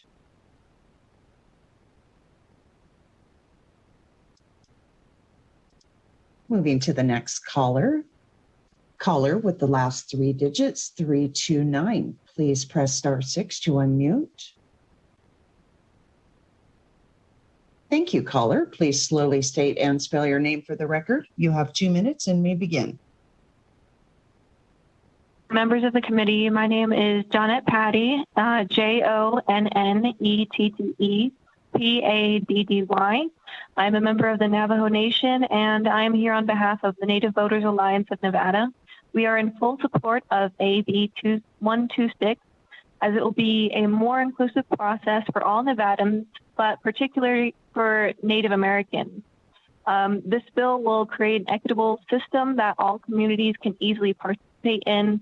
It will also allow tribal governments to request their own polling locations, allowing convenience and accessibility for Natives.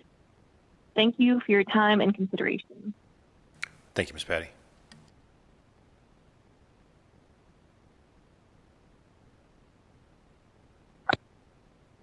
Caller with the last three digits, 831, please slowly state and spell your name for the record. You have 2 minutes and may begin. Buenos días, my name is Cecia Alvarado, CECIA, ALVARADO. I'm the Nevada State Director for Mi Familia Vota. Mi Familia Vota is in full support of AB 126 because primaries will make it easier for new citizens to participate in our electoral process. AB 126 is important because the caucus system may be confusing and difficult to maneuver through, especially for first-time voters who have not experienced caucus before. For an organization that works closely with your Latino constituents, AB 126 will be beneficial for the eligible permanent residents who become new citizens as the electoral process, especially during a presidential election.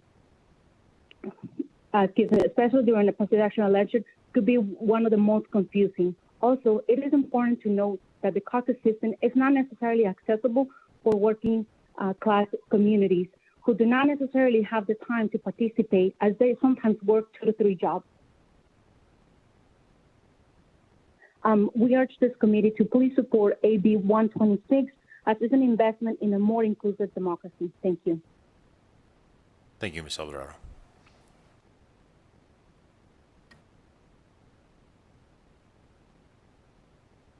Caller with the last three digits, 605, please slowly state and spell your name for the record. You have 2 minutes and may begin. My name is Ida Gaines, IDAGAINES. I'm calling today on behalf of the National Coalition of 100 Black Women, Las Vegas chapter, and for primary support of AB 126, which would make it more equitable for all citizens of Nevada to be able to participate in a primary rather than a caucus. Thank you very much. Thank you, Ms. Gaines.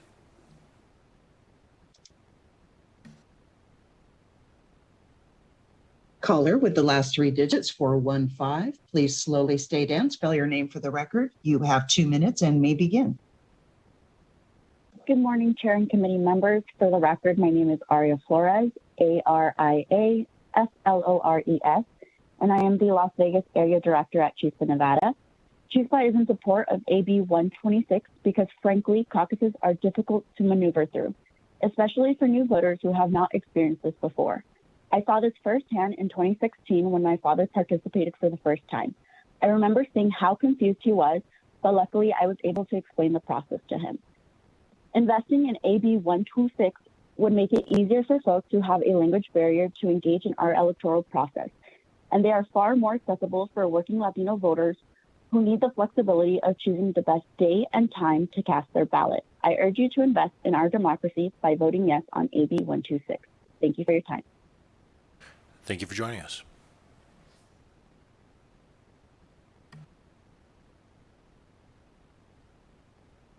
Caller with the last three digits, 242, please press star 6 to unmute. Thank you, caller. Please slowly state and spell your name for the record. You have 2 minutes and may begin. Yes, good morning, Mr. Chair and members of the committee. For the record, my name is Reverend Leonard B. Jackson. That's Leonard, Leonard, Jackson, Jackson.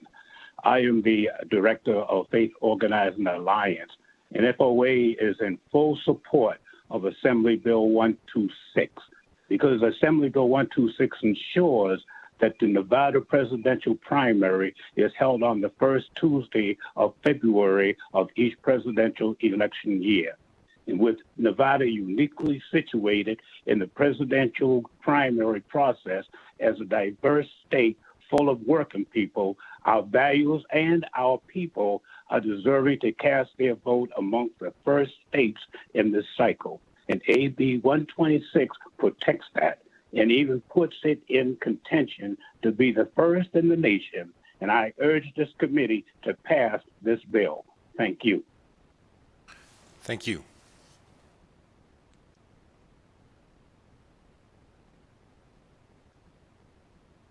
Caller with the last 3 digits, 632. Please press *6 to unmute.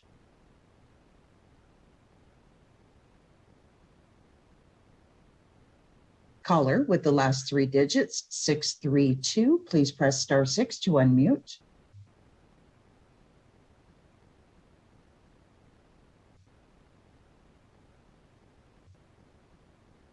We will move to the next caller.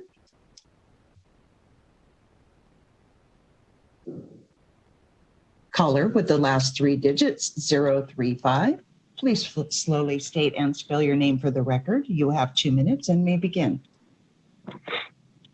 Good morning, Mr. Chair and members of the committee. For the record, my name is Quentin Savoy, QUENTIN SAVWOIR. I'm the Deputy Director at Make It Work Nevada, and we fully support AB 126. It's incredibly important that we update some of these antiquated systems that we have in United States democracy, and the caucus system is one of them. It was particularly hard last year providing public education to our community members about the caucus process, about what elimination meant, about what being viable meant. Whereas in adopting this measure, people will be able to go vote much the same way they are accustomed to voting in November. It's going to be much straightforward and far easier for us to get our community members to understand why their voices should be first in the nation. We urge bipartisan support for this measure. Thank you so much. Thank you so much.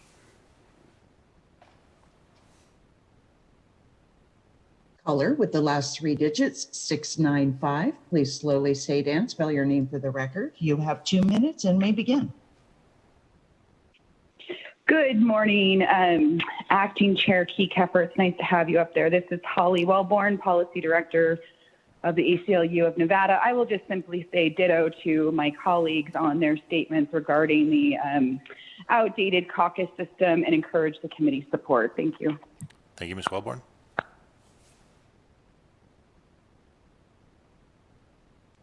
As a reminder, we are currently in support testimony on Assembly Bill 126. If you have joined the call and would like to testify in support, please press *9 to take your place in the queue.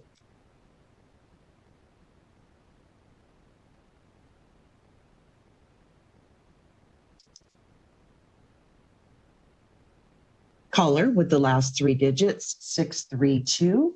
Please press *6 to unmute.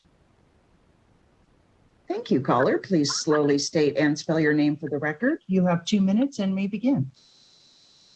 For the record, this is Paul Selberg, Paul, last name S as in Sam, ELB as in boy, ERG. I'm calling in as a former Nevada State Director for 2020 presidential primary campaign, as the current Executive Director of the Nevada Conservation League, and finally as someone who was born, raised, and started their political career in the great state of Iowa, the state that is home to the first in the nation presidential caucuses, and where we often say that caucuses are part of our birthright. I feel it is more than appropriate to say that it is time to move away from presidential caucuses, and AB 126 should be the kickstart to those efforts. Thank you so much. Thank you so much. Once again, we are currently in a support testimony on Assembly Bill 126. If you would like to testify in support, please press star 9 to take your place in the queue.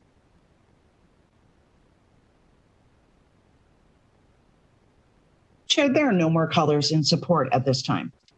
I appreciate that. Thank you. Let's move to opposition. Is there anyone in the room who would like to testify in opposition to Assembly Bill 126?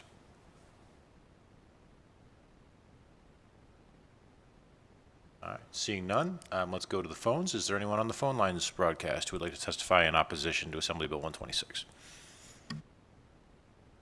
Thank you, Chair. To testify in opposition on Assembly Bill 126, please press star 9 to take your place in the queue.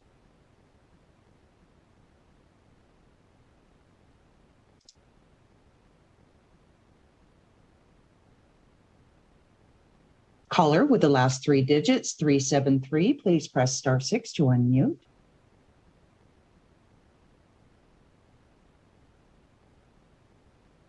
Caller with the last 3 digits, 373, please press star 6 to unmute your phone. Thank you, caller.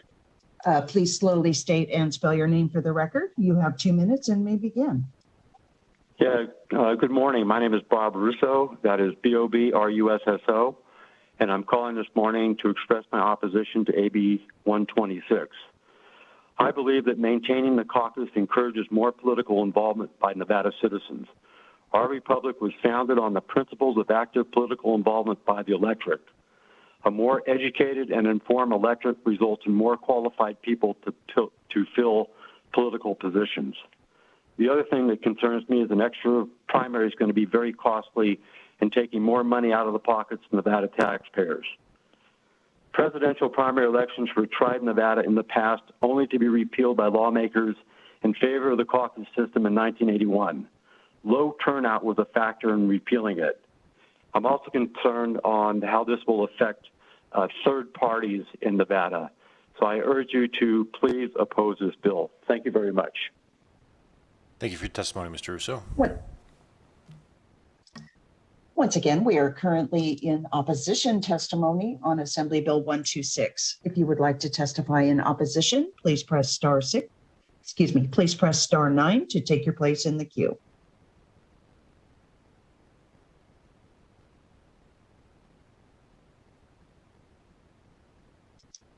Chair, there are no additional callers in opposition at this time. Thank you very much. Let's move to neutral. Neutral testimony in the room. Seeing none coming forward, can we check the phone lines for testimony in neutral on Assembly Bill 126? Certainly. Thank you, Chair. To testify in neutral on Assembly Bill 126, please press star 9 to take your place in the queue.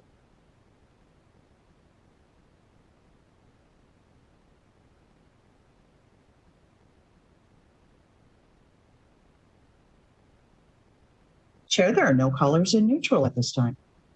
Thank you, broadcast. Mr. Speaker, would you like to make any closing remarks?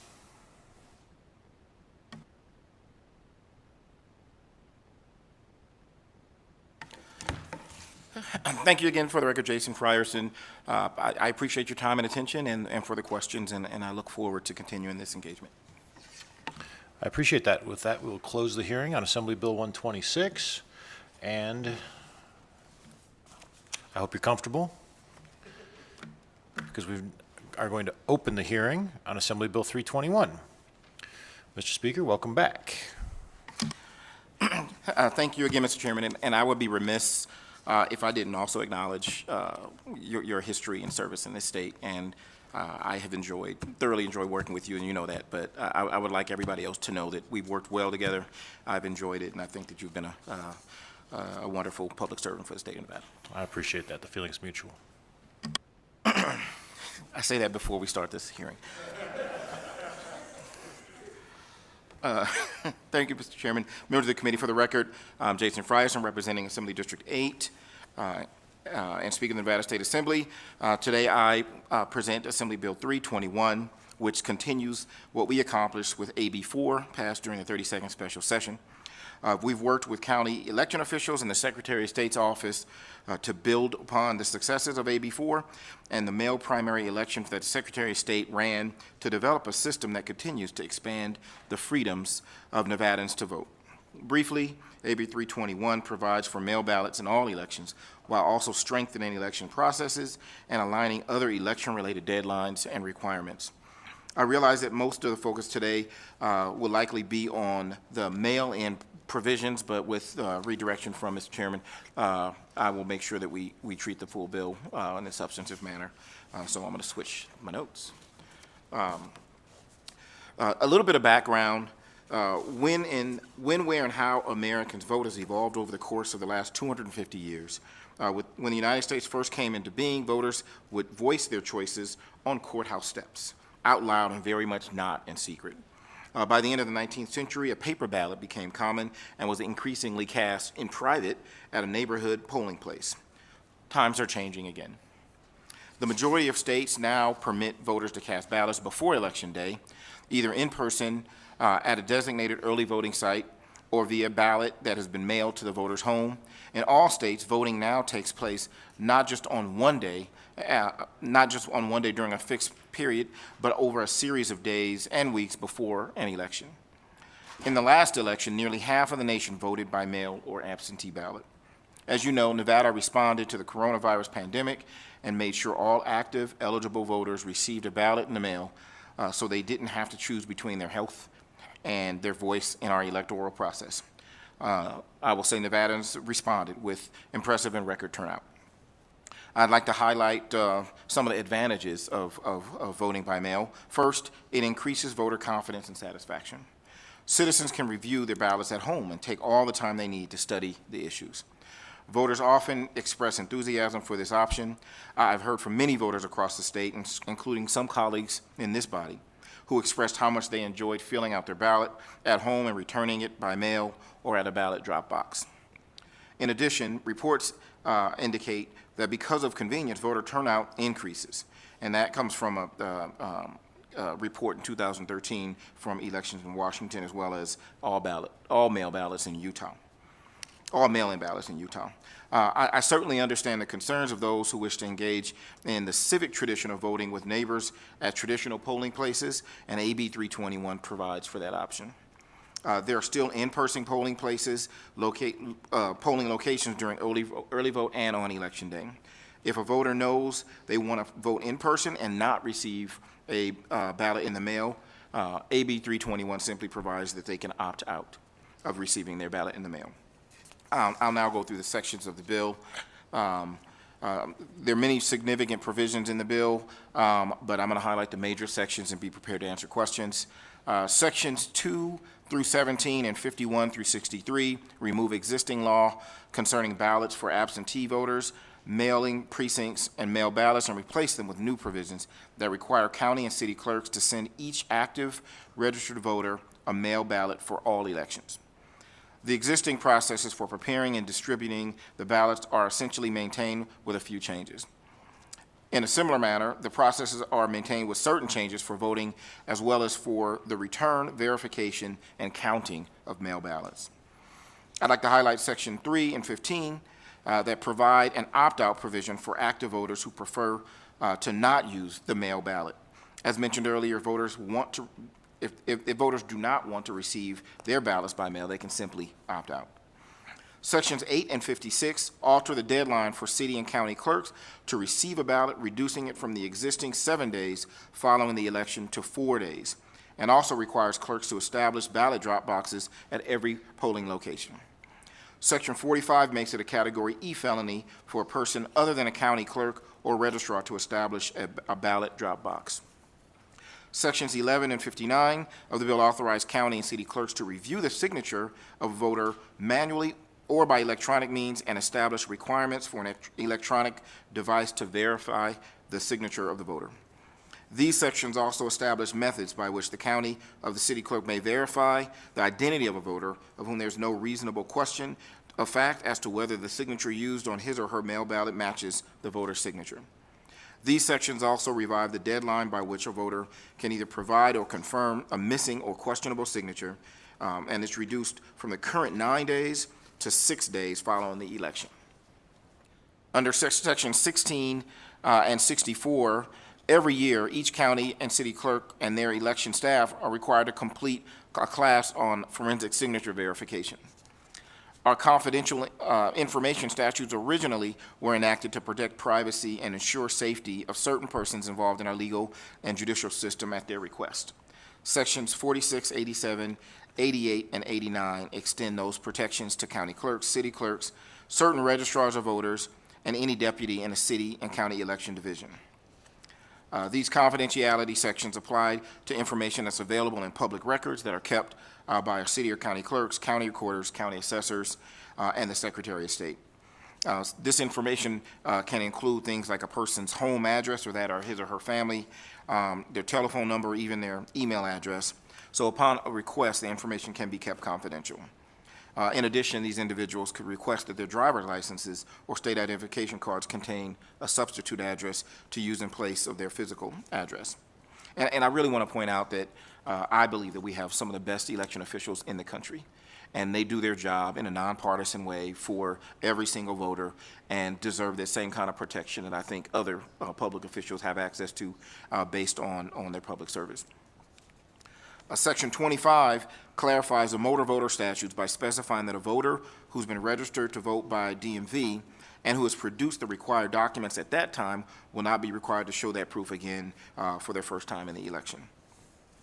Sections 26, 28, 70, and 74 extend the deadlines for requesting polling places at Indian reservations or Indian colonies.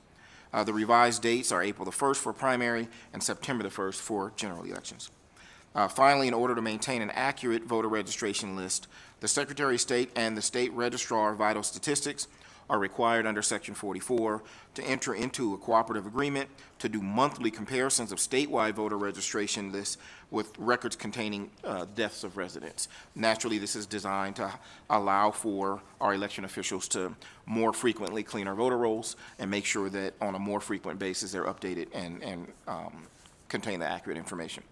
Section 89.5 makes an allocation to the Secretary of State's office for $6,286,844 for fiscal year 21-22 and $5,998,138 for fiscal year 22-23. Any funds not used for ballot stock, postage, and postcard notifications must be returned to the general fund. And while I recognize that the amendments that were discussed in the Assembly are now in the bill, I do want to highlight what was amended because I think it reflects an effort to address many of the concerns, not only that we heard from voters and constituents in Nevada throughout the state, but also from our colleagues both in this body and in the Assembly. But I think it's worthwhile to reflect that this has been an extensive effort to take into account those concerns. And so I'll briefly go over what was changed and amended from the original bill into what is before you today. We added a minimum number of polling locations to make sure that we do not see lines for hours and hours like we previously saw in the primary. Again, this is, you've heard examples of Costco when people being willing to wait in line, and this is not Costco. This is a constitutional right. Not a privilege. I'm going to get a lot of calls about how much people love Costco. It's not disparaging Costco, but the point is you shouldn't have to wait in line for 7 hours like we saw in the primary to vote. We also wanted to make sure that ballot drop boxes were available at every early vote and election day polling location. Also allow for online voter registration between the final Thursday of the early vote and election day. I myself, over the years, fell victim to having that period where they had to stop in order to get ready for election day. And then if you didn't get it done before that last weekend, you're out of luck and had to go on Tuesday. So this, I think, furthers that effort. We set a deadline for voters to opt out automatically from automatically receiving a ballot. Again, this bill is intended to capture the independent spirit of what I believe Nevada has always been, and the freedoms that we've always enjoyed allow for as many options as possible. I think it's important to point out that Assembly Bill 321 does not take away anyone's right to vote however they want to. It makes it available for them to vote in that manner. The signature verification requirements for mail-in ballot were also addressed. This was already our practice, but we thought it was important enough to put in statute, as well as the forensic training. And I say that because I don't disregard the importance of voter confidence in this process. I think that it is incumbent upon us to continue to educate the public on what we are actually doing to address that, to make sure that folks get information about how we are increasing security of the process and reliability of the process, efficiency of the process, while also giving them as many options as possible. This process is not one that's new. This has been something that has been done in other states. Many states have exclusively mail options, and so I believe in my conversations with our election officials in that community, there's a belief that this is where the country is going, and we are not first in the country in doing this, but we certainly see it trending, and we were able to see, I think, during the pandemic, that Nevadans took advantage of this option. And there have been many folks that say, well, that was just for the pandemic. As the advocate for the actual bill, I can say that was not necessarily the case. That was a reaction to the pandemic, but it was an effort to expand options moving forward so that we're prepared and we don't have to make adjustments moving forward and continue to have options. And so, of course, on a personal note, I've enjoyed being able to vote with my wife and go over the ballots and have a little 6- and 8-year-old watch us do it and be engaged and learn about the process and be able to answer questions for them. But this is the way of the future, I believe, and we've seen that in other states that have been able to successfully do this for years. And so with that, I will close with the presentation of the bill and be happy to answer questions. I would not hold myself out as being an expert. I'm glad to see Mr. Velashan still here on the technical aspects of what this intends to do.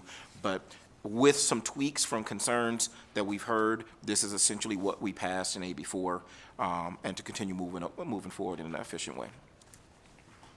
Thank you, Mr. Speaker. I appreciate that. We do have Mr. Velashan on the Zoom. I believe that Mr. Gloria is also on the phone lines to provide assistance as needed and maybe some testimony in the future. But why don't we start with questions from the committee for the speaker?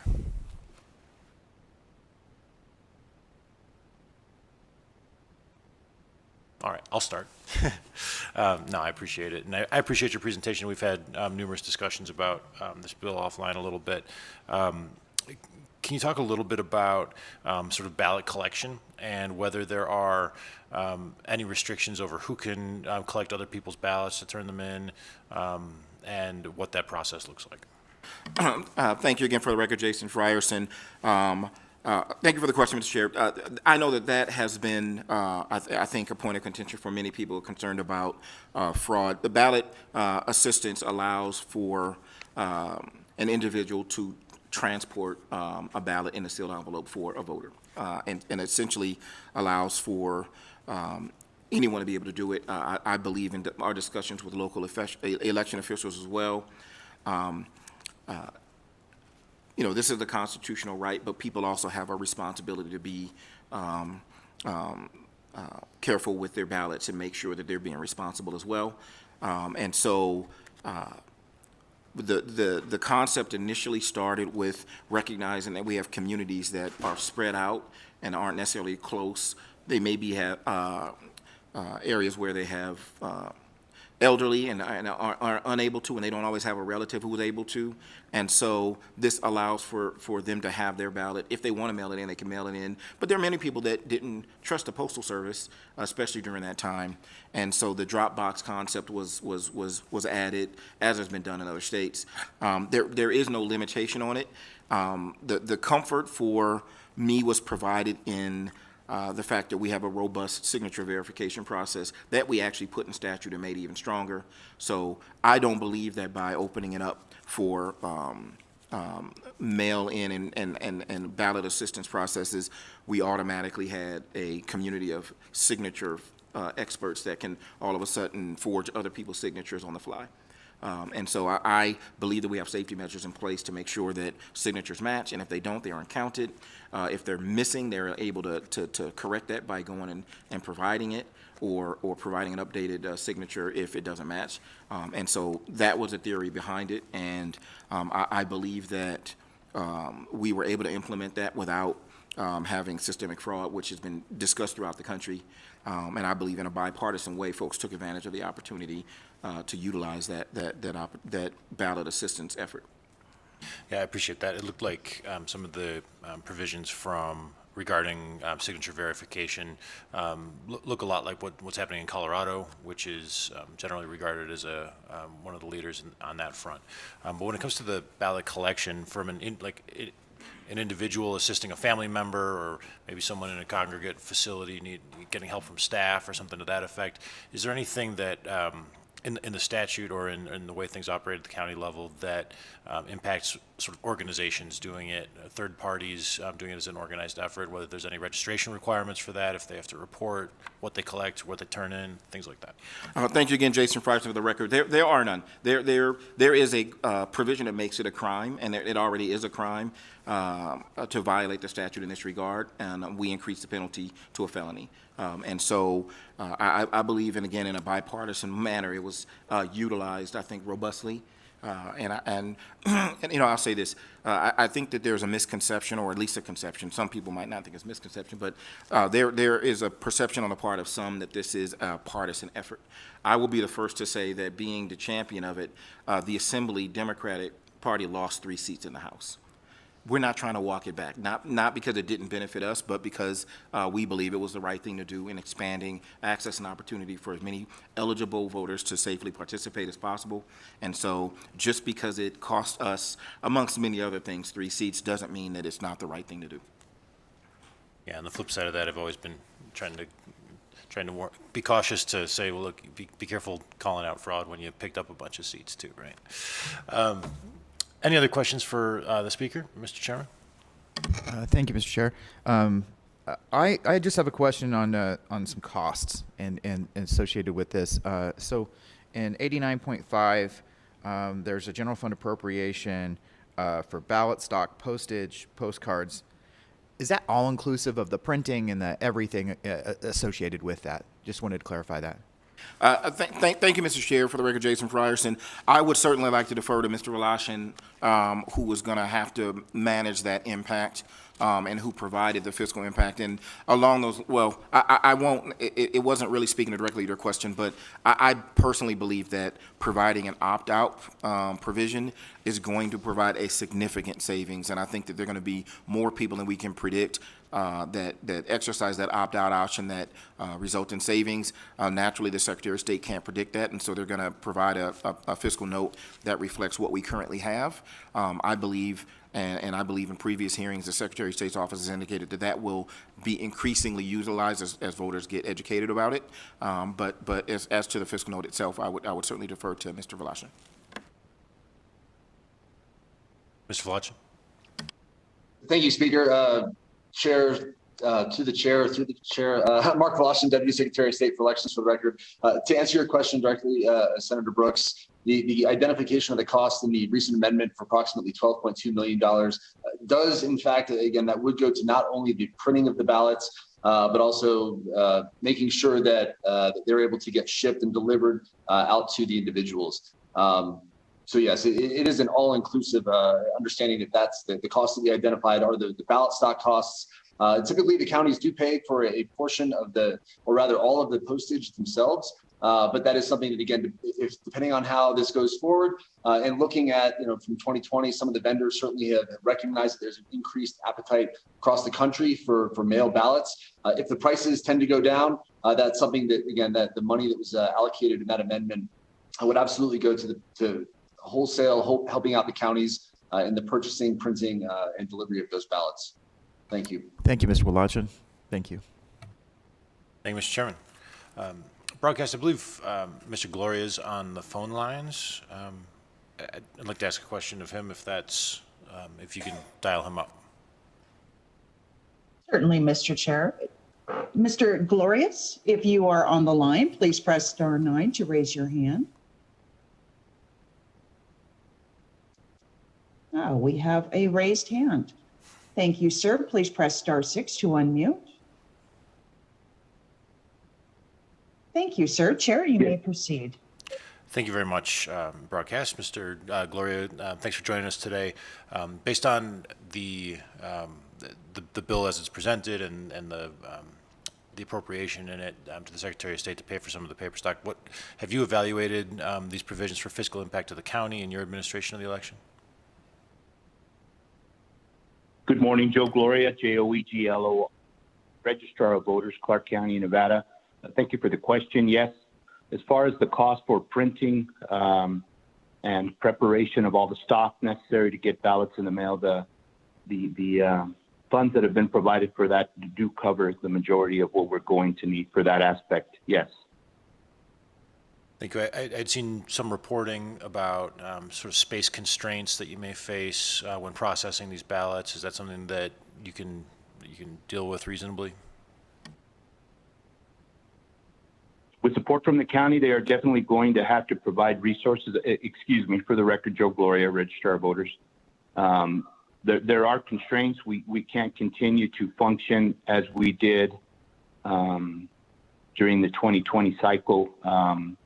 So yes, we are aware that there are going to have to be some modifications made, probably on an alternate site for us to process ballots, but the county is aware, and I understand that they are working on finding the resources to make sure that we have the facility necessary and the staff to process mail ballots. Thank you for that. Do we have any other questions for Mr. Gloria or Mr. Wolachin as the administrators of our elections? Senator Severs-Gansert. Thank you, Mr. Chair, and this is for Mr. Gloria. Just a question about the drop-off boxes. I know in my neighborhood there was someone who looked like they were certifying them before they put them in the boxes, or basically accounting for them as they were putting them in versus just dropping them in the boxes. Will we have someone who basically logs them in as a ballot is dropped? Thank you for the question, Joe Gloria, Registrar. We are going to continue to provide the drop boxes as we did in 2020 at all of our polling sites for early voting on election day, and there will be staff that are staffed to handle that. Those employees were basically looking to make sure that the voter wasn't trying to surrender the ballot before they voted in person so that we wouldn't drop it in the drop box, and also to make sure that they had signed the ballot so that we would be able to process that. And they will continue to be staffed in that manner and checking those ballots up before they drop them into the box to prevent any problems that we may have in processing in the future. Thank you. Thank you. Do we have any other questions? No? Mr. Thorley, it's my understanding that the appropriation put into the bill in the Assembly Ways and Means Committee covers the fiscal impact of the state. Any other concerns that we should think about financially? No, I'm getting the nod. Again, for the shake. Mr. Gloria? I'm sorry, was that question for me? My apologies. No, I was directing that to our fiscal staff. Thank you, sir. Excuse me. Okay. Mr. Speaker, is there anyone else you would like to have present before I open up to public testimony? No? All right. So let's start public testimony on Senate Assembly Bill 341. If you could try to keep it reasonably brief so we can keep working through this agenda, I would appreciate it. I know it's an important issue to many. So let's open up here in the room for testimony in support of Assembly Bill 341. Ms. McDade-Williams, thanks for joining us. Thank you, Mr. Chairman and members of the committee. For the record, Marla McDade-Williams with Strategies 360, representing the National Vote at Home Coalition. Just want to go on record in support, and they have submitted written remarks in previous hearings. Thank you. Thank you. Good morning, Chair and members of the committee. For the record, my name is Christine Saunders, and I'm the Policy Director with the Progressive Leadership Alliance of Nevada, here in support of AB 321. If you ask any of my colleagues here to testify today, they will confirm that I'm Nevada's biggest vote-by-mail fan. And that's because prior to moving to Nevada in 2017, I'd gone a decade without ever voting in person. I grew up in Oregon, a state that has been voting by mail since 1987, and went to graduate school in Colorado, where they've been sending ballots to all registered voters since 2013. Nevada's record voter turnout in 2020, despite a pandemic, is in line with what these states have shown time and time again. Vote by mail increases turnout. This past election also highlighted many of the benefits of voting by mail. First, the convenience makes voting much more accessible. Voters do not have to take time off work or find childcare to wait in line. Prepaid postage, it allows a voter to turn their mailbox into a ballot box, and drop boxes, along with ballot collection, increases access to the ballot for both busy urban workers, as well as our rural and tribal communities where physical distance can be a challenge to participation. In Oregon, I used to get off the bus and drop my ballot off in a secure box right in the middle of downtown on my way to my college classes without having to make any changes to my daily schedule. In addition, vote by mail helps people be more informed about their decisions. As a young adult, I remember completing my ballot alongside my mother, where I could ask her questions about the process. We could even debate the issues. And with a mail ballot, I always had the opportunity to do my research, or even skip a question and come back to it once I felt more informed. AB 321 will ensure that all Nevadans are able to participate in our democratic system and have their voices heard at the ballot box. We urge your support. Thank you. Thank you so much. Ms. Magnus. For the record, my name is Annette Magnus, and I'm the Executive Director of Battleborn Progress. I'm here today in support of Assembly Bill 321, and I believe this investment increasing access for voting for Nevadans is one of the best investments this committee can make. Last year, as the pandemic created so much uncertainty on how our election would operate, the legislature rose to the occasion thanks to the efforts of Speaker Jason Frierson to pass AB 4, a bill which gave voters options for how to cast their ballot. AB 321 would allow Nevadans to enjoy the same convenience and ease of the participation they saw in 2020 in our democracy for every election going forward, with some additional improvements. AB 321 also contains provisions to increase confidence in the process while safeguarding the right to vote. It standardizes the rigorous signature verification process used for mail ballots and requires election staff to be trained annually on signature verification. It also requires that the verification process be overseen by a panel of voters appointed by the Clark County clerks, which I participated in last time. The Secretary of State will also be required to compare the statewide voter registration list every month to check for the deaths of state residents. With these upgrades, state and local election officials will have the necessary tools to continue administering some of the best elections in the country. Anytime we can invest in accurate voting systems, that is worth every penny that we spend. While other states are going backwards on this issue, we must continue to be a leader. We thank Speaker Jason Frierson once again being a champion on voting rights and look forward to this body's support for this measure. Thank you. Thank you. Good morning. My name is Jim Sullivan. I'm here representing the Culinary Union. The Culinary Union supports Assembly Bill 321. Nevadans should be able to exercise their right to vote, and the Culinary Union believes this bill makes voting accessible and gives voters the choice on how to cast their ballot, which is especially important to the 60,000 shift workers that the Culinary Union represents who are employed in a 24-hour economy. It is important not to undermine the significance of early vote sites and election centers because voters still need access to in-person voting. This was evident in the 2020 general election, where a Culinary Union guest room attendant went to vote after her shift, and she was the last one in line to cast her ballot. Voting is of vital importance for our democracy, and AB 321 expands voting rights and removes barriers to register voters in participating in our democratic process. The Culinary Union urges the body to invest in our democracy and pass this bill. Thank you. Good morning again. Shane Piccinetti, Nevada Center for Civic Engagement. And for all of the reasons that have been stated before, please, please, please invest in our democracy and support AB 321. Thank you. Thank you, Mr. Piccinetti. Good morning. I think it's still morning. Good morning, Chair, member of the committees. For the record, my name is Emily Prasad Zamora, Executive Director of Silver State Voices. I stand in strong support of AB 321 because it's imperative that every Nevadan is able to cast their ballot in the way that's the most convenient for them for all elections to come, whether that's in person, by mail, or dropping off their ballot at a drop box. In 2020, we conducted Get Out the Vote and nonpartisan election protection programs, assisting Nevadans from the time that they registered to vote to answering their questions before and after they casted their ballot. 2.5 weeks leading up to the election, over 1,000 Nevadans called into our election protection hotline asking questions or experiencing issues at the polls. Thankfully, because of AB 4, we were able to accommodate these issues. This conversation about passing AB 321 should not be about political party beliefs, but making sure that the electoral system in Nevada is the most accessible. Democracy is worth the investment, and I urge your support on this bill. Thank you. Thank you. Hey, it's everyone's favorite Ben. Thank you, Chair, and I'll be sure to say the right bill number this time. For the record, my name is Benjamin Challenor. I'm Policy Director for Faith in Action Nevada, and we are here in strong support for Assembly Bill 321. Sending a mail ballot to all active voters is a great way to allow all Nevadans who are eligible to cast their ballots. Once a voter has received their ballot, it's as simple as filling the ballot, signing it, and mailing it back. As many have said before me, in a time when other states such as Georgia and Texas are looking to make it harder for voters to cast their ballot, it's very encouraging to see that our state is expanding its options. With AB 321, even more Nevadan voters will have their choice on how they can vote, where they can vote, and when they can vote. I urge your investment in our democracy by supporting AB 321. Thank you. Thank you. Please proceed. Thank you. Good morning again, Mr. Chair. My name is, and the member of the committee, my name is Yui Nguyen, it's spelled D-U-Y-N-G-U-Y-E-N,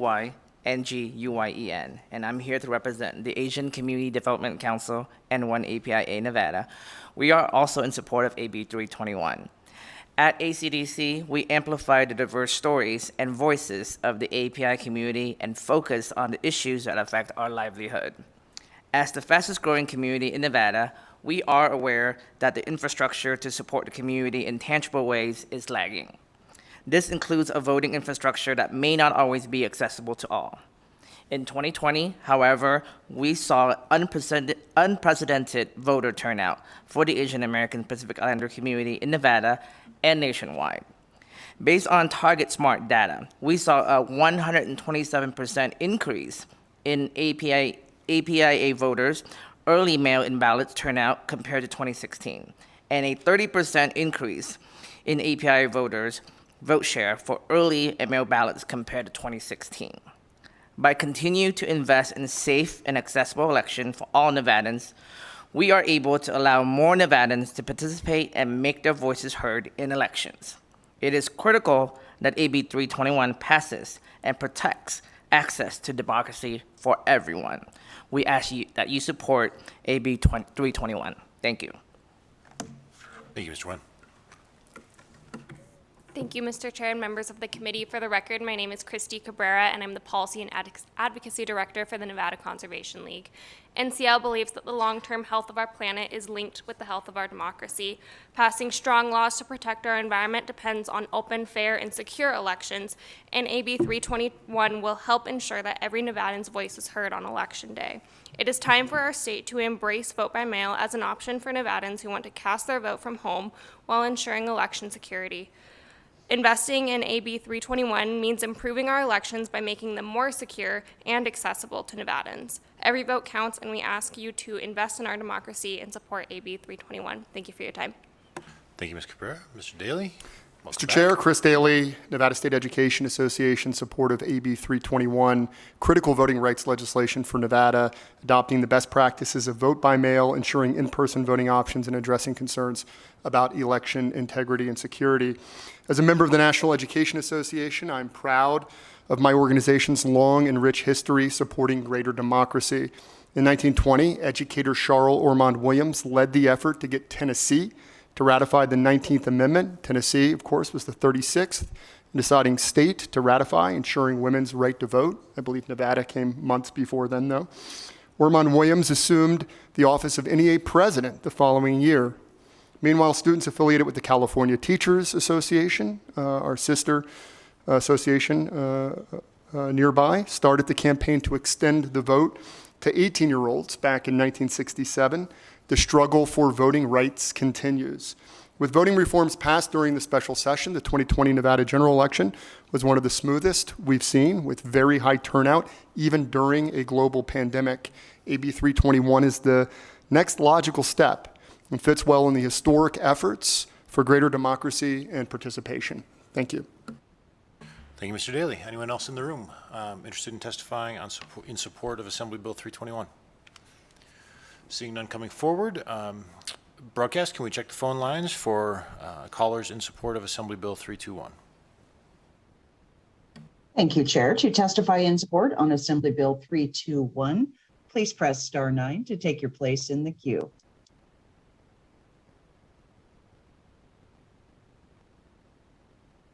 Caller with the last three digits, 169.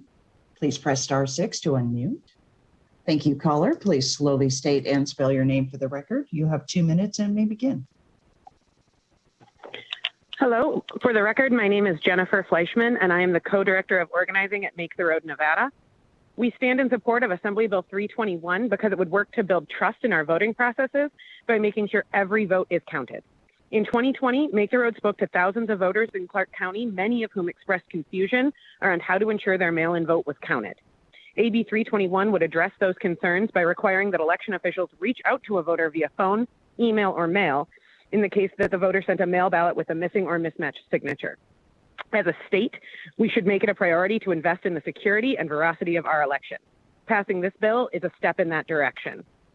Thank you very much for your time and your commitment to our state. Thank you, Ms. Fleischman. Next. Thank you, Chair.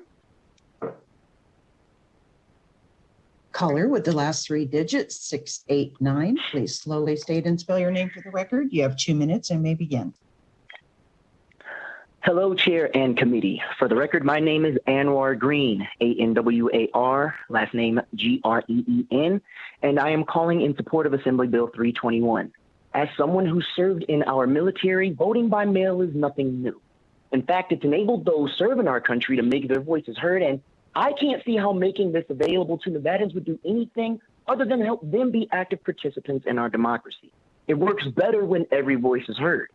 Additionally, we saw its effectiveness during the 2020 election as we were set back by the COVID-19 pandemic, and that only serves as further reasoning to make this available.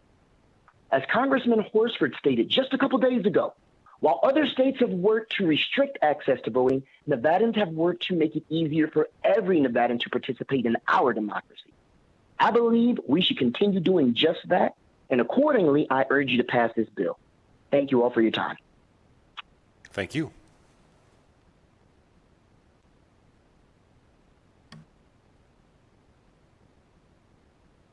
Caller with the last 3 digits, 818. Please press *6. Thank you, caller. Please slowly state and spell your name for the record. You have 2 minutes and may begin.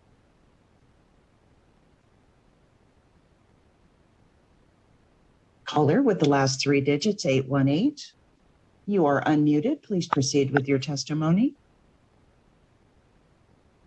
Caller with the last 3 digits, 818.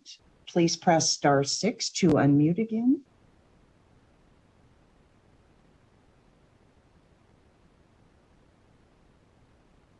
We will move to the next caller.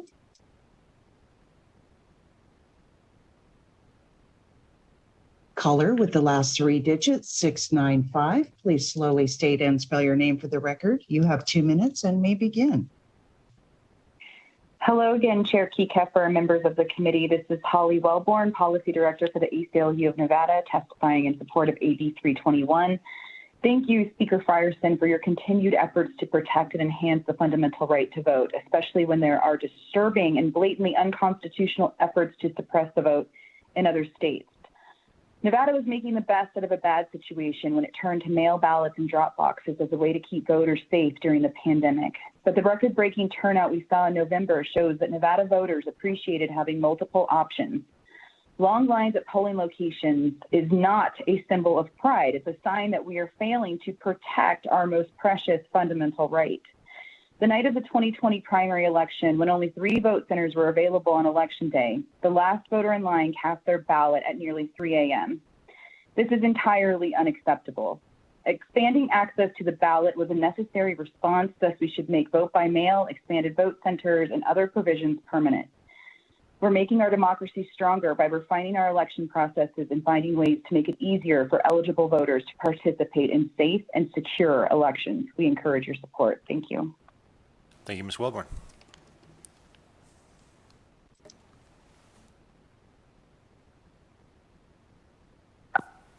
Caller with the last 3 digits, 831. Please slowly state and spell your name for the record. You have 2 minutes and may begin. Good morning. This is Cecia Alvarado, CECIA, ALVARADO, and I'm the Nevada State Director for Familia Votar. I'm calling in support of AB 321 because I believe it will work to improve access to the ballot for Latinos and working families through Nevada. AB 321 allows our community to choose their preference method of voting, whether that is in person, by mail, or by dropping off their ballot at a secure election drop box. By having a mail ballot sent to every active registered voter in Nevada with prepaid postage, this bill would prioritize convenience for our working families who may not have the time outside of work to cast their ballot in person. AB 321 makes voting more accessible and safe, not just during the pandemic, but permanently, and that's how voting should be. Easily accessible, safe, and secure. Mi Familia Vota is committed to increasing access to the polls for Latino voters, as well as protecting the voting rights of all Nevadans. AB 321 would work to do just that. At a time when voting rights are being threatened in states like Arizona, Michigan, and Georgia, this body has the opportunity to do what is right for Nevadans. I urge you to invest in our democracy and support AB 321. Thank you. Thank you. Next caller. Thank you, Chair. Caller with the last three digits, 085. Please slowly state and spell your name for the record. You have 2 minutes and may begin. Good morning. For the record, my name is Alyssa Cortez, ALYSSA CORTS. I am the Program Associate of Silver State Equality, and Silver State Equality is in full support of AB 321 because it would expand access to the ballot box while ensuring election security. In 2020, I observed our dedicated election workers as they counted mail-in ballots and verified signatures. Our election heroes did a great job then, and they will do a great job in the next election when AB 321 is in place. So please support AB 321. Thank you for your time. Thank you, Ms. Cortez.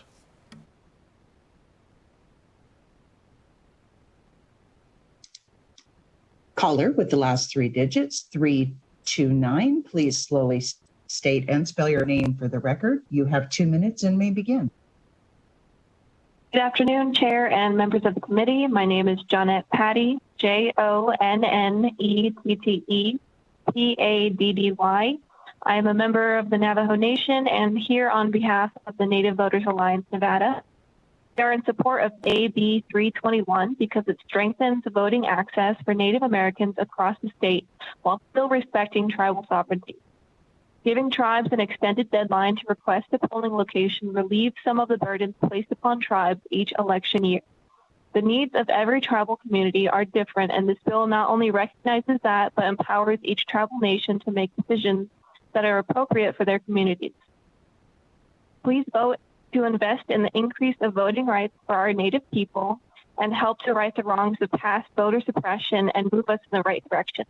Thank you for your consideration, and I urge you all to invest in our democracy. Thank you, Ms. Patty.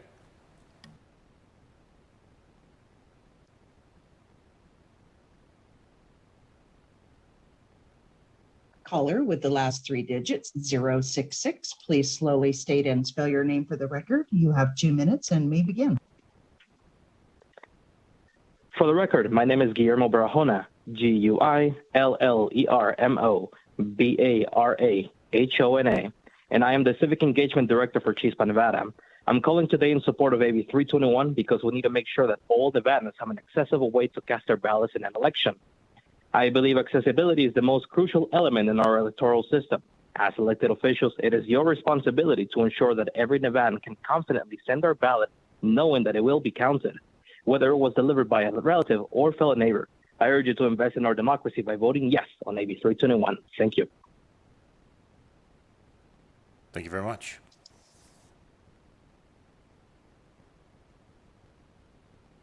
Caller with the last three digits, 242. Please press *6 to unmute. Thank you, caller. Please slowly state and spell your name for the record. You have 2 minutes and may begin. Thank you. And good morning, Mr. Chair and committee members. For the record, my name is Reverend Leonard B. Jackson. That's LEONARD, Jackson, JACKSON. And I am the Executive Director for the Faith Organizing Alliance and a proud partner of Let Nevadans Vote. I stand in strong support of Assembly Bill 321 because it would continue to enfranchise the communities that we work with each and every day.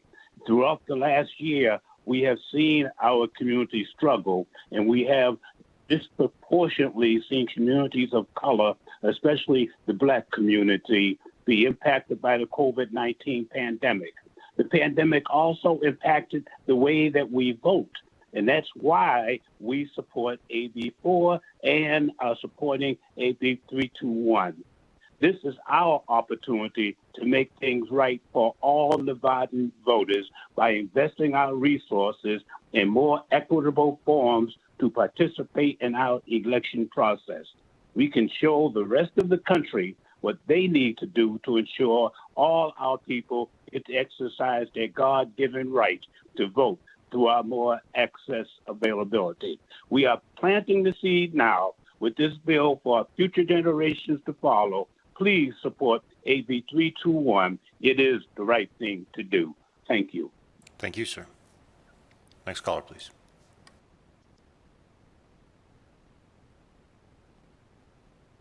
Caller with the last three digits, 135. Please slowly state and spell your name for the record. You have 2 minutes and may begin.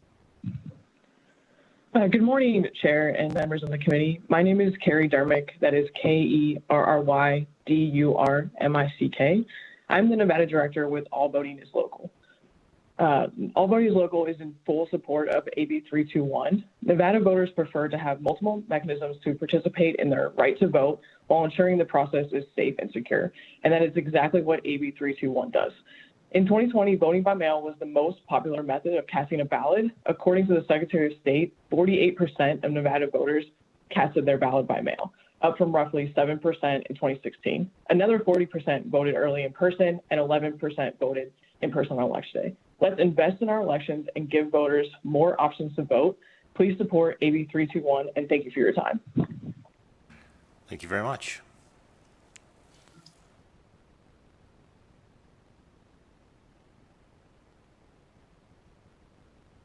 Caller with the last three digits, 818. Please slowly state and spell your name for the record. You have 2 minutes and may begin.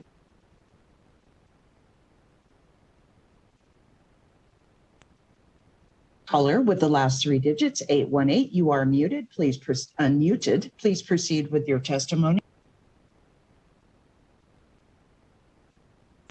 And please ensure that your phone is unmuted on your end. Hello, my name is Manuel Santamaria. I am a resident of Clark County, Nevada, and a veteran of the United States of America. I served in the United States Army as a combat medic for the 1st Infantry Division and the 173rd Airborne Brigade. I would like to speak in favor of AB 321. It is Memorial Day weekend, but you know that, and you know what the day is for. The ability to vote easily and to exercise our democratic right is the very foundation of honoring those who gave all, so that you, our legislators, can have the privilege of practicing your job. Invest and expanded voter rights here to uplift that sacrifice. The NVSOS has the Vote to Honor a Service Member program that allows Nevadans to honor those fighting abroad while we vote here, free to express our opinions without the need of their protection. There is no better way to memorialize those that died for us so that we may meet here today than to invest in AB 321 this weekend. If you believe that you owe your freedom to a veteran, then feel the weight of what Memorial Day means. Remembering the sacrifice of the people who answered the call to ensure and perpetuate American democracy. Do not hesitate to impede that task. Invest in enshrining expanded voter rights. That debt has already been paid for you. Thank you. Thank you. We are currently in support testimony on Assembly Bill 321. If you have joined the call and would like to provide testimony in support, please press *9 to take your place in the queue.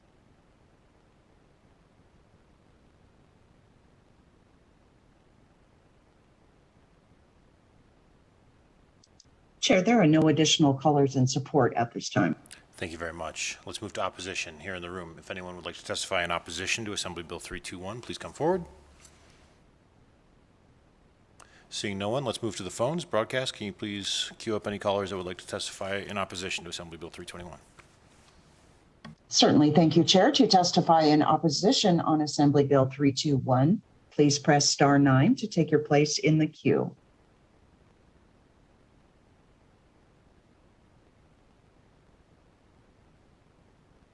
Caller with the last three digits, 859. Please press *6 to unmute. Thank you, caller. Please slowly state and spell your name for the record. You have 2 minutes and may begin. Good morning, Mr. Chair and members of the committee. My name is Janine Hansen. I'm the state president of the Independent American Party. We oppose AB 321. The fiscal note from the Secretary of State is millions of dollars, but the cost of AB 321 will be much greater. The United States was founded as a republic with principles of democracy demonstrated through our elections. We also oppose unfunded mandates. What we have seen witnessed around the world in many countries is that when people lose confidence in the integrity of their elections, a breakdown of the peaceful democratic process gives way to violence. This is born of deep frustration because people believe that their vote doesn't count and there is no peaceful recourse. Because the Democrats have a majority in both houses of the legislature and the governor does not mean it is wise to change the time-honored election process in Nevada into one which mirrors California's. Almost half of the voting population in Nevada does not believe we had an honest election in 2021. When you choose to implement all mail-in voting and ballot harvesting, you simply perpetuate and exacerbate the feelings of distrust in the election process. One problem in our law that creates distrust is the fact that NRS 483.2914C requires driver's authorization cards be numbered from the same sequence of numbers as the driver's license. So there is no way to distinguish a driver's license of a citizen from a driver's authorization card of a possible non-citizen. This means that the Secretary of State and any local election official has no way of determining by checking the number on a driver's authorization card or a driver's license if the person registering to vote may not be a citizen. This is by legislative design and handicaps the Secretary of State and local election officials in checking and possibly removing non-citizens from our voter registration rolls. This further creates distrust of the election process. AB 321 does not address this serious issue. AB 321 enshrines in our law that people registering to vote at the DMV do not have to show proof of identity or residency the first time they vote for federal elections. This is a mistake. Please do not squander any trust left in our election process. Vote no on AB 321. Thank you. Thank you, Ms. Hansen. Next caller. Thank you, Chair. Caller with the last three digits, 373. Please slowly state and spell your name for the record. You have 2 minutes and may begin. Hi, good morning. My name is Bob Russo. That is BOBRUSSO, and I oppose AB 321. One of the most devastating effects of the November election is that it left a considerable portion of the electorate distrusting the election process and a huge scar on our nation, including the state of Nevada. This is not a Democrat versus Republican issue. It is an election integrity issue. According to a Rasmussen poll from November of last year, 20 to 30% of Democrats believe that fraud was an issue in the last presidential election. Unfortunately, this bill does nothing to restore the election integrity. It would ensure that the voting irregularities we observed in the last election under AB 4 continue indefinitely. Mail-in ballots are costly and ripe for misuse, especially when the option to request an absentee ballot is easily available. Okay, they are easily available today, as they have been. And ballot harvesting just adds to the chance for abuse. It should be in the interest of both parties to initiate practical election reform that includes cleaning up the voter rolls so that we are assured that our votes will count and not be canceled out by someone trying to cheat the system. I still prefer paper ballots accompanied by voter IDs. It's simple and straightforward. Again, the measures in this bill will not restore integrity and trust in our election process.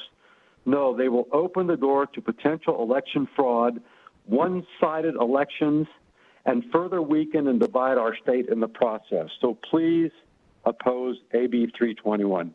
Thank you very much. Thank you, Mr. Russo. Once again, we are currently in opposition testimony on Assembly Bill 321. If you have joined the call and would like to testify in opposition, please press star 9 to take your place in the queue.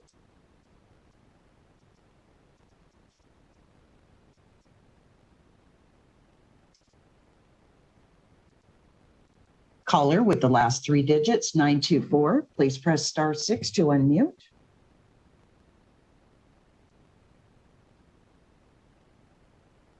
Caller with the last 3 digits, 924, please press star 6 to unmute. Thank you, caller. Please slowly state and spell your name for the record. You have 2 minutes and may begin.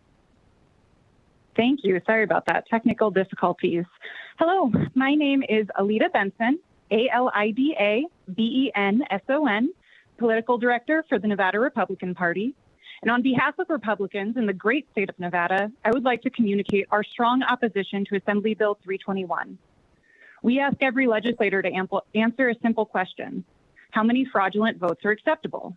And if your answer is anything other than 0, you deserve to have a different level of scrutiny applied to your campaign. The 2020 election in Nevada was notable.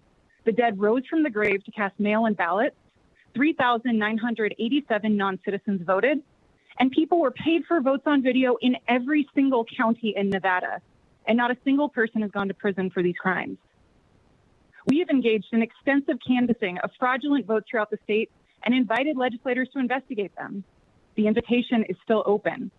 We'd like you to investigate how voters cast ballots from a storage unit on 2525 Windmill Parkway in Las Vegas, or how voters with no last name, no first name, except for resident, are legitimate. Instead, this bill seeks to codify into law voter intimidation and suppression at every level of the state. This bill allows legalized ballot harvesting while criminalizing anyone who picks up loose ballots that were scattered on the ground, like we saw in the 2020 primary. Our state, which already has low standards for meaningful observation of polling places, will have none, as election workers are deputized to arrest anyone who interferes. If you notice the irregularities that were submitted in the sworn statements to this committee, would that qualify as interference? Rather than be champions for transparency, the sponsoring members are champions for voter suppression. They have no penalties for registrars who fail to properly secure ballots, but it does make it harder to contest an election. This bill is the enemy of clean elections, clean government, and transparency. Our elections should have just as stringent of security as a casino, where you have to show ID to get a player's card and everything is recorded on camera. End the double standard and vote no on AB 321. Finally, we would respectfully request that the members under pending litigation for a constitutional violation of the Separation of Powers Clause I think you need to speak directly to the bill, Ms. for Benson. their concurrent employment with government agencies Ms. recuse Benson, themselves you until gotta the direct your litigation is comments to the settled subject where they have fully of the bill. resolved their violation of the Nevada Constitution. Thank Broadcast, you. you can Vote turn no her on off. AB 321. Next caller, please. Thank you, Chair. Caller with the last 3 digits, 319, please slowly state and spell your name for the record. You have 2 minutes and may begin. Good morning, committee. Melissa Clement, MELISSA, representing Nevada Right to Life, in opposition to AB 321. Our concern today is insufficient resource allocation that could possibly ensure that the changes proposed in AB 321 would result in safe, secure elections that would give the Nevada public confidence in the integrity of future elections. Unsecured and unrequested ballots going out to everyone without a chain of custody throughout the mail ballot process is inherently problematic. There are no fiscal notes, though, for resources devoted to ballot security, election fraud investigation, and election fraud prosecution. In the 2020 election, there were numerous complaints of possible election fraud. Nevadans were told that there were insufficient resources devoted to investigation, so investigations were incomplete or did not happen. There is not a fiscal note for the AG's office or any of the district attorneys who would presumably investigate and prosecute these issues. Additionally, there are no fiscal notes for counties who will change their election processes entirely. Election security is a bipartisan issue that will affect both parties for the future. Please vote no on AB 321. Thank you, Ms. Clement. Once again, I'm sorry, Chair. Once again, we are in opposition testimony on Assembly Bill 321. If you would like to testify in opposition, please press *9 to take your place in the queue.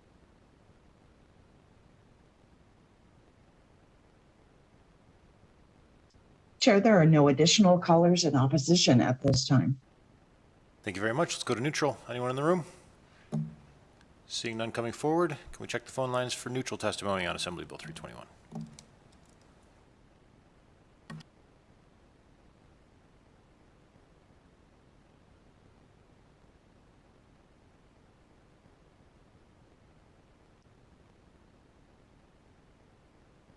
Broadcast, do we have any callers for neutral on Assembly Bill 321? Oh, my apologies. Thank you, Chair. Thank you. To testify in neutral on Assembly Bill 321, please press *9 to take your place in the queue.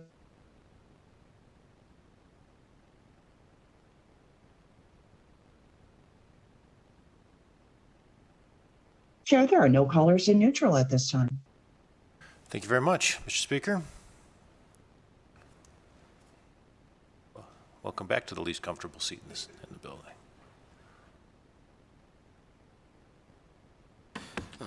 Thank you, Mr. Chair. Jason Frison for the record. Oh, I have a couple more uncomfortable seats. I can guarantee you that. I thank you all for your time and attention. I want to acknowledge again, number one, our election officials that are the best, I believe, in the country that have come together to give us perspectives that I think have significantly improved what I think was a good start. I believe that we have taken measures that take into account folks' concerns. And I will say this, no level of fraud is acceptable. And I believe that AB 321 makes it clear that by increasing it to a felony level that we take it serious. And fortunately, we have to deal with the facts. And the facts are there was no fraud here in Nevada. And we will go after it if it happens. And I think AB 321 allows and increases the opportunity to do just that. But what we have to do is continue to educate the public on the facts and what's true versus what is not true so that folks have more confidence in our system. And I think that we have to remain committed to doing that, and that's going to be an ongoing effort. So again, I thank you all for your time and attention and for the questions. Thank you, Mr. Speaker. With that, we will close the hearing on Assembly Bill 321 and go make sure we get out of here in a couple days, okay? So we are, yes, that's where I was going to head. I think we're going to do a really quick hearing on Assembly Bill 486. This is for the committee. If you recall, this is the bill that we heard in joint full relating to homeowner assistance. There was an amendment made on the assembly side that I believe Mr. Yeager is going to walk through, as well as another proposed amendment today that perhaps Ms. Bordelin is going to walk through. We're going to do that quickly and then talk about whether those amendments address the fiscal impact of the bill and then move on. Thank you. Thank you so much, Mr. Chair. Steve Yeager, for the record, representing Assembly District 9. Hopefully you all remember this hearing on Monday, I think it was Monday, about evictions and trying to make sure that landlords get paid and tenants can stay in their properties. So I just want to kind of go quickly high level over some of the amendments that we made since we had that hearing on Monday. And so if you have a copy of the first reprint of the bill in front of you, I can just take you through kind of quickly where those amendments are. So page 4 of the bill at line 16, we made very clear that a landlord may file a motion to rebut an affirmative defense. So if a tenant says they have applied for rental assistance and in fact they have not, the landlord has an entryway into court to be able to challenge that. At the top of page 5 of the bill, subsection 6, we have an exception to this procedure if a landlord is facing the threat of foreclosure based on inability to pay their mortgage, that they would be able to get into court and make that argument to the court as well. So you'll see that as new language. Section 3.5 of the bill on page 6 essentially created a new cause of action that if a landlord accepts rental assistance money but then evicts the person, despite the fact that they said they wouldn't for the time period at which they accepted the rental assistance, the local governmental entity has an ability to bring a claim to recoup that money, the rental assistance money. Page 7 of the bill, down at line 33, you might remember in the hearing, I think we proposed to pay 75% to the landlord who accepted money from this separate bucket of $5 million. We increased that to 100%. So the landlord, in exchange for agreeing not to evict for a period of 90 days, would be made whole for the period of rental delinquency. On page 8 of the bill, section 7, we just cleaned up some of the language about the appropriation. The language wasn't quite how we'd envisioned it, so you'll see that there's an envisioning $5 million there, and I have certainly made the commitments in working with my legislative colleagues and the governor's office that if that $5 million is not adequate for the demand, that we will try to find additional funding to make sure that tenants stay housed and landlords can be made whole. And then section 8.5, you'll see that we are actually repealing the eviction mediation program that was enacted in the special session, but I don't want you to be worried about that because we are reenacting it in the bill. So there was a conflict and confusion about how long the stay would be, so we thought the cleanest way to do it was simply to repeal the existing one, and the court is actually meeting, I believe, next week, and I believe they're going to sort of readopt the program, and the idea there was just the program that exists now is very, very limited. We want to open it up to some other cases where they're non-payment of rent. So that's what I have in terms of what we adopted out of the Assembly. As you noted, Mr. Chair, there is an additional amendment today that really is largely technical changes. We just wanted to be very, very clear that this does not apply to commercial properties, that it does not apply to nuisance cases, and some of the language you'll see in the proposed amendment today, we're just cleaning that up because it was too broad. And then I think the other one that's important, and again, you have a little bit larger font this time because Ms. Bordelin prepared this document. So at the bottom of the amendment, amendment number 4, I think this is a significant amendment. So there was some concern about what would a landlord do if someone just said, well, I applied for rental assistance, and really all they did was file an account, but they didn't do anything proactive. So this basically says that the landlord can, that what a pending application means is it means you submit it in good faith, and it means you started it and you're actively pursuing it. If there are technical difficulties, we want to help the tenant there, but if you just opened up an account and you're not doing anything, under the terms of the bill, that is not actively pursuing rental assistance. So that gave a little bit of comfort that in those, I think, very rare cases where a tenant's trying to abuse this, that there'll be an ability for the court to say you're not acting in good faith. This affirmative defense does not apply to you. Tried to be as quick as I could, Mr. Chair. I'm not sure if Ms. Bordelin has anything to add that I missed, but in respect of your time, I'll stop there. Any questions on that amendment for Mr. Yeager or Ms. Bordelin? She provided excellent testimony. All right, so there were originally two, I'm sorry, Mr. Chairman? No? Okay. Oh, I just was going to ask that there's, I can't see what would, but there's nothing in this amendment that would have changed the fiscal impact to the courts, would it? Steve Yeager, for the record, you are indeed correct. Senator Brooks, there's nothing in the amendment that changes it, and I'm happy to speak about sort of the fiscal notes and that we did have that discussion in Assembly Ways and Means, but I'll defer that to you, Mr. Chair. Yeah, please do. There were fiscal notes originally submitted on the first draft of the bill from the Administrative Office of the Courts as well as the Department of Business and Industry. So if the amendments adopted over on your side address that, that would be great to hear. Thank you, Mr. Chair. Steve Yeager for the record. And in fact, they do. I forgot to mention a very important part of the amendment that we put into the bill to address the fiscal note, and that was simply that the bill itself, the protections in the bill itself, expire June 5th of 2023. And I think the fiscal notes that you received, the concern from the courts and from business and industry was that they were worried they might run out of funding before that date, because right now they have federal funding to do the mediation program and to staff up for it, but those funds are going to expire at the end of this calendar year. They have to use them or give them back. So in discussions with the court, the way that we address that is we simply said the mediation program that's referenced in the bill, the one that's generating the fiscal notes, will expire June 5th, 2023, or when there's no longer money available for that program. So the bill itself would continue to exist, but the mediation program program caused the fiscal concerns. And just so that maybe to give the committee some comfort in discussions with the court and the governor's office, I do believe there's going to be additional funding coming from the federal government that will cover those expenses. So I don't think there's any real danger of that happening, but for fiscal responsibility, the courts and business industry submitted that fiscal note just to say we may not be able to do this if we don't have the funding. So nothing that we did in this amendment presented today changes that, because the amendment made in the Assembly caused both of them to withdraw their fiscal notes and say, well, if you're not requiring us to do it unless we have money, then we're not coming to you to ask for money. Okay. Senator Severs-Ganser. Thank you, Chair. And I haven't found that language, but that language is broad enough, so it could be CARES money, it could be ARP money, it could be a variety of sources. Okay, thank you. Steve Yeager for the record. Yes, it is. Thanks. Thank you. Any other questions? Is there anyone from either BNI or AOC who would like to weigh in on that? Just to verify. Thank you. Thank you, Mr. Chair. John McCormick, Assistant Court Administrator from Supreme Court AOC, and that is correct. With the added language on the Assembly side, we can pull our fiscal note. Just quick and to the point. Much appreciated. All right.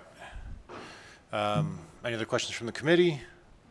Do you have any other presentation, Mr. Yeager? No? Let's open it up for public testimony in support of Assembly Bill 486.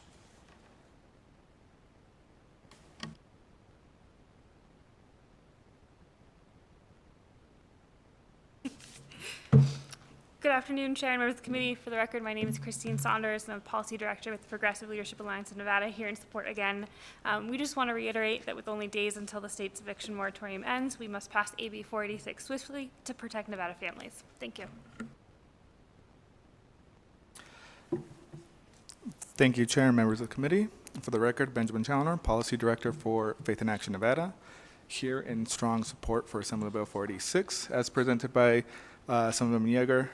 With AB 486, we'll be able to get this much-needed assistance, I should say, to Nevadans, and more importantly, keep them in their homes.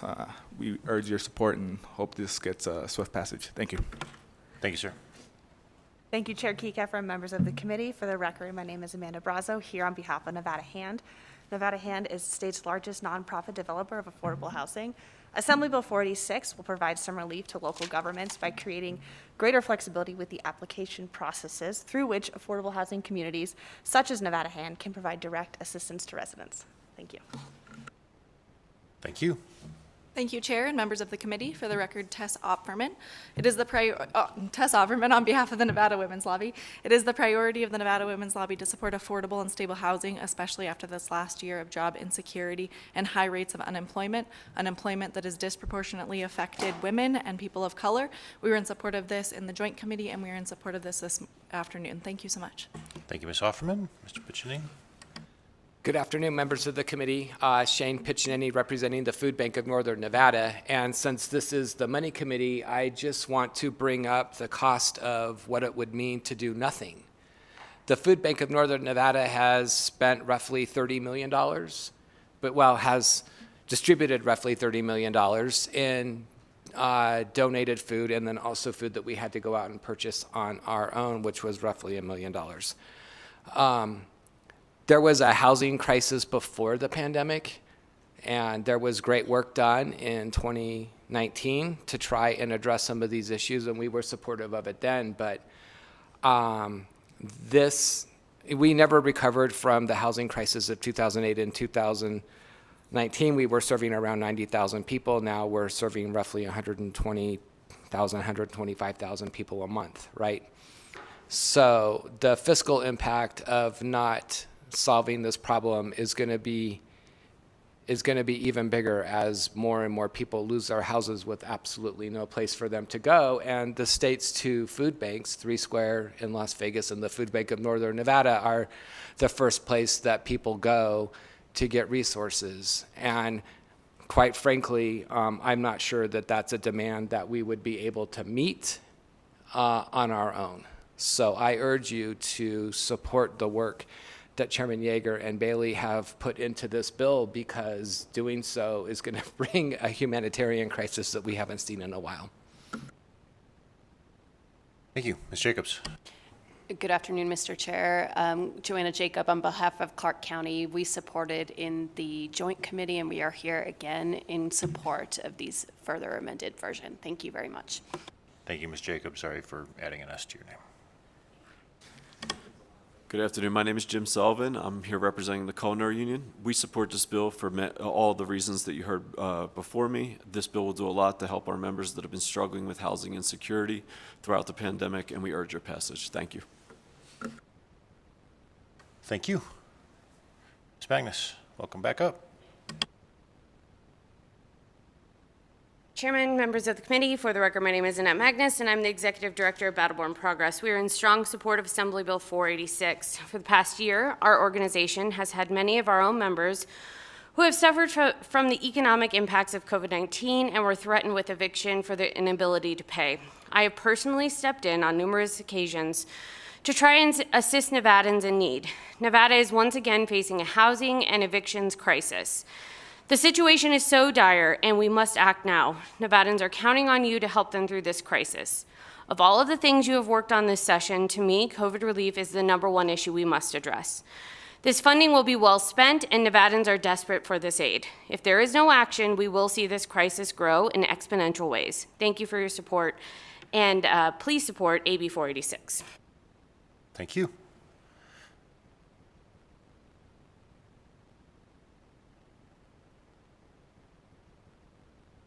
Welcome. Thank you, Chair, and members of the committee. My name is Eric Chang, ERICJENG, here on behalf of Asian Community Development Council. Just want to ditto to all the good points my previous testifier made. Thank you. Thank you. Any other testimony in support in the room for Assembly Bill 486? Seeing none, let's go to the phone lines. Broadcast, can we check for callers in support of Assembly Bill 486?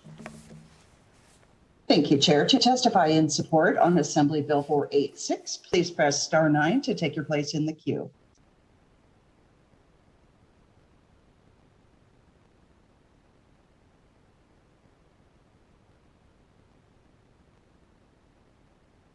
Chair, there are no callers in support at this time. Thank you. Let's move to opposition. Is there anyone in the room opposed to Assembly Bill 486? Seeing none, let's go to the phone lines. Broadcast, are there any callers queued up to testify in opposition to Assembly Bill 486? Thank you, Chair. To testify in opposition on Assembly Bill 486, please press *9 to take your place in the queue.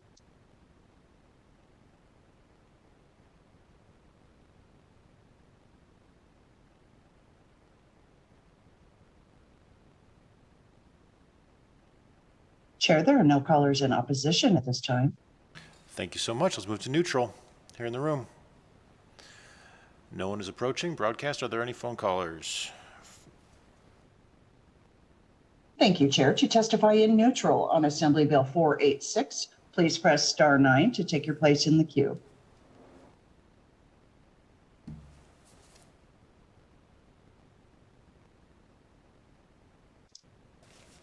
Thank you, Chair. There are no callers in neutral at this time. Thank you, Broadcast. Much appreciated. Ms. Yeager, Ms. Bordelin, any final comments? Thank you, Chair. Bailey Bordelin, for the record, representing the Nevada Coalition of Legal Service Providers. I will be brief. I do just want to say that I am so hopeful and appreciative of the work that has been put into this by all of the stakeholders in the state. And while evictions has been a journey since the pandemic began, it's been the low point at a lot of points. It's also been a high to see everyone be able to come together and work on this. And we've had so many people and so many stakeholders come together to put together what is, I can assure you, a very well thought through product that hours and hours of hard work have gone into. And so I'm optimistic and appreciative that we have this path forward and that we're really doing something to address this and to ensure that all of the people involved are able to receive help. So I'm really proud that we're here and that we've gotten to this point, and thank you all for the time that you've put into it. Thank you, Ms. Bordelin. With that, we will close the hearing on Assembly Bill 486. Oh, Senator Ratty. I apologize. I'm going to reopen the hearing on Assembly Bill 486. Senator Ratty. I just need to make one quick comment, which is to thank Ms. Bordelin and Legal Aid for their tireless work on the issues around landlords and tenants and evictions and affordable housing and all of that, as well as to thank Chair Yeager for leaning in. This bill did come out late as we were trying to figure out the realm, the span of all the different things that were going on with federal money, and et cetera, et cetera, et cetera. And Chair Yeager is a very busy man with a lot of balls in the air and leaned in to bring this across the finish line. So I wanted to express my thanks to you as well. Thank you.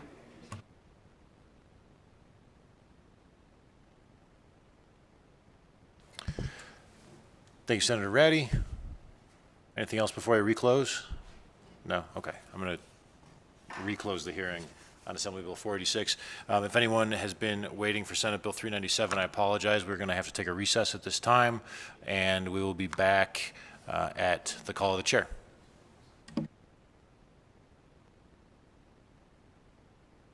And before we leave, I want to thank, I want to thank Senator Kiekeffer for filling in today. And you probably were cursing me under your breath when I dropped a couple of elections bills on your lap.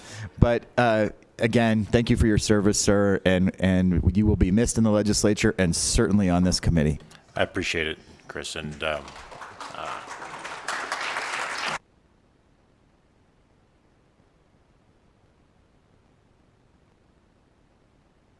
thank you very much. And notice I didn't IP any bills when I had the majority.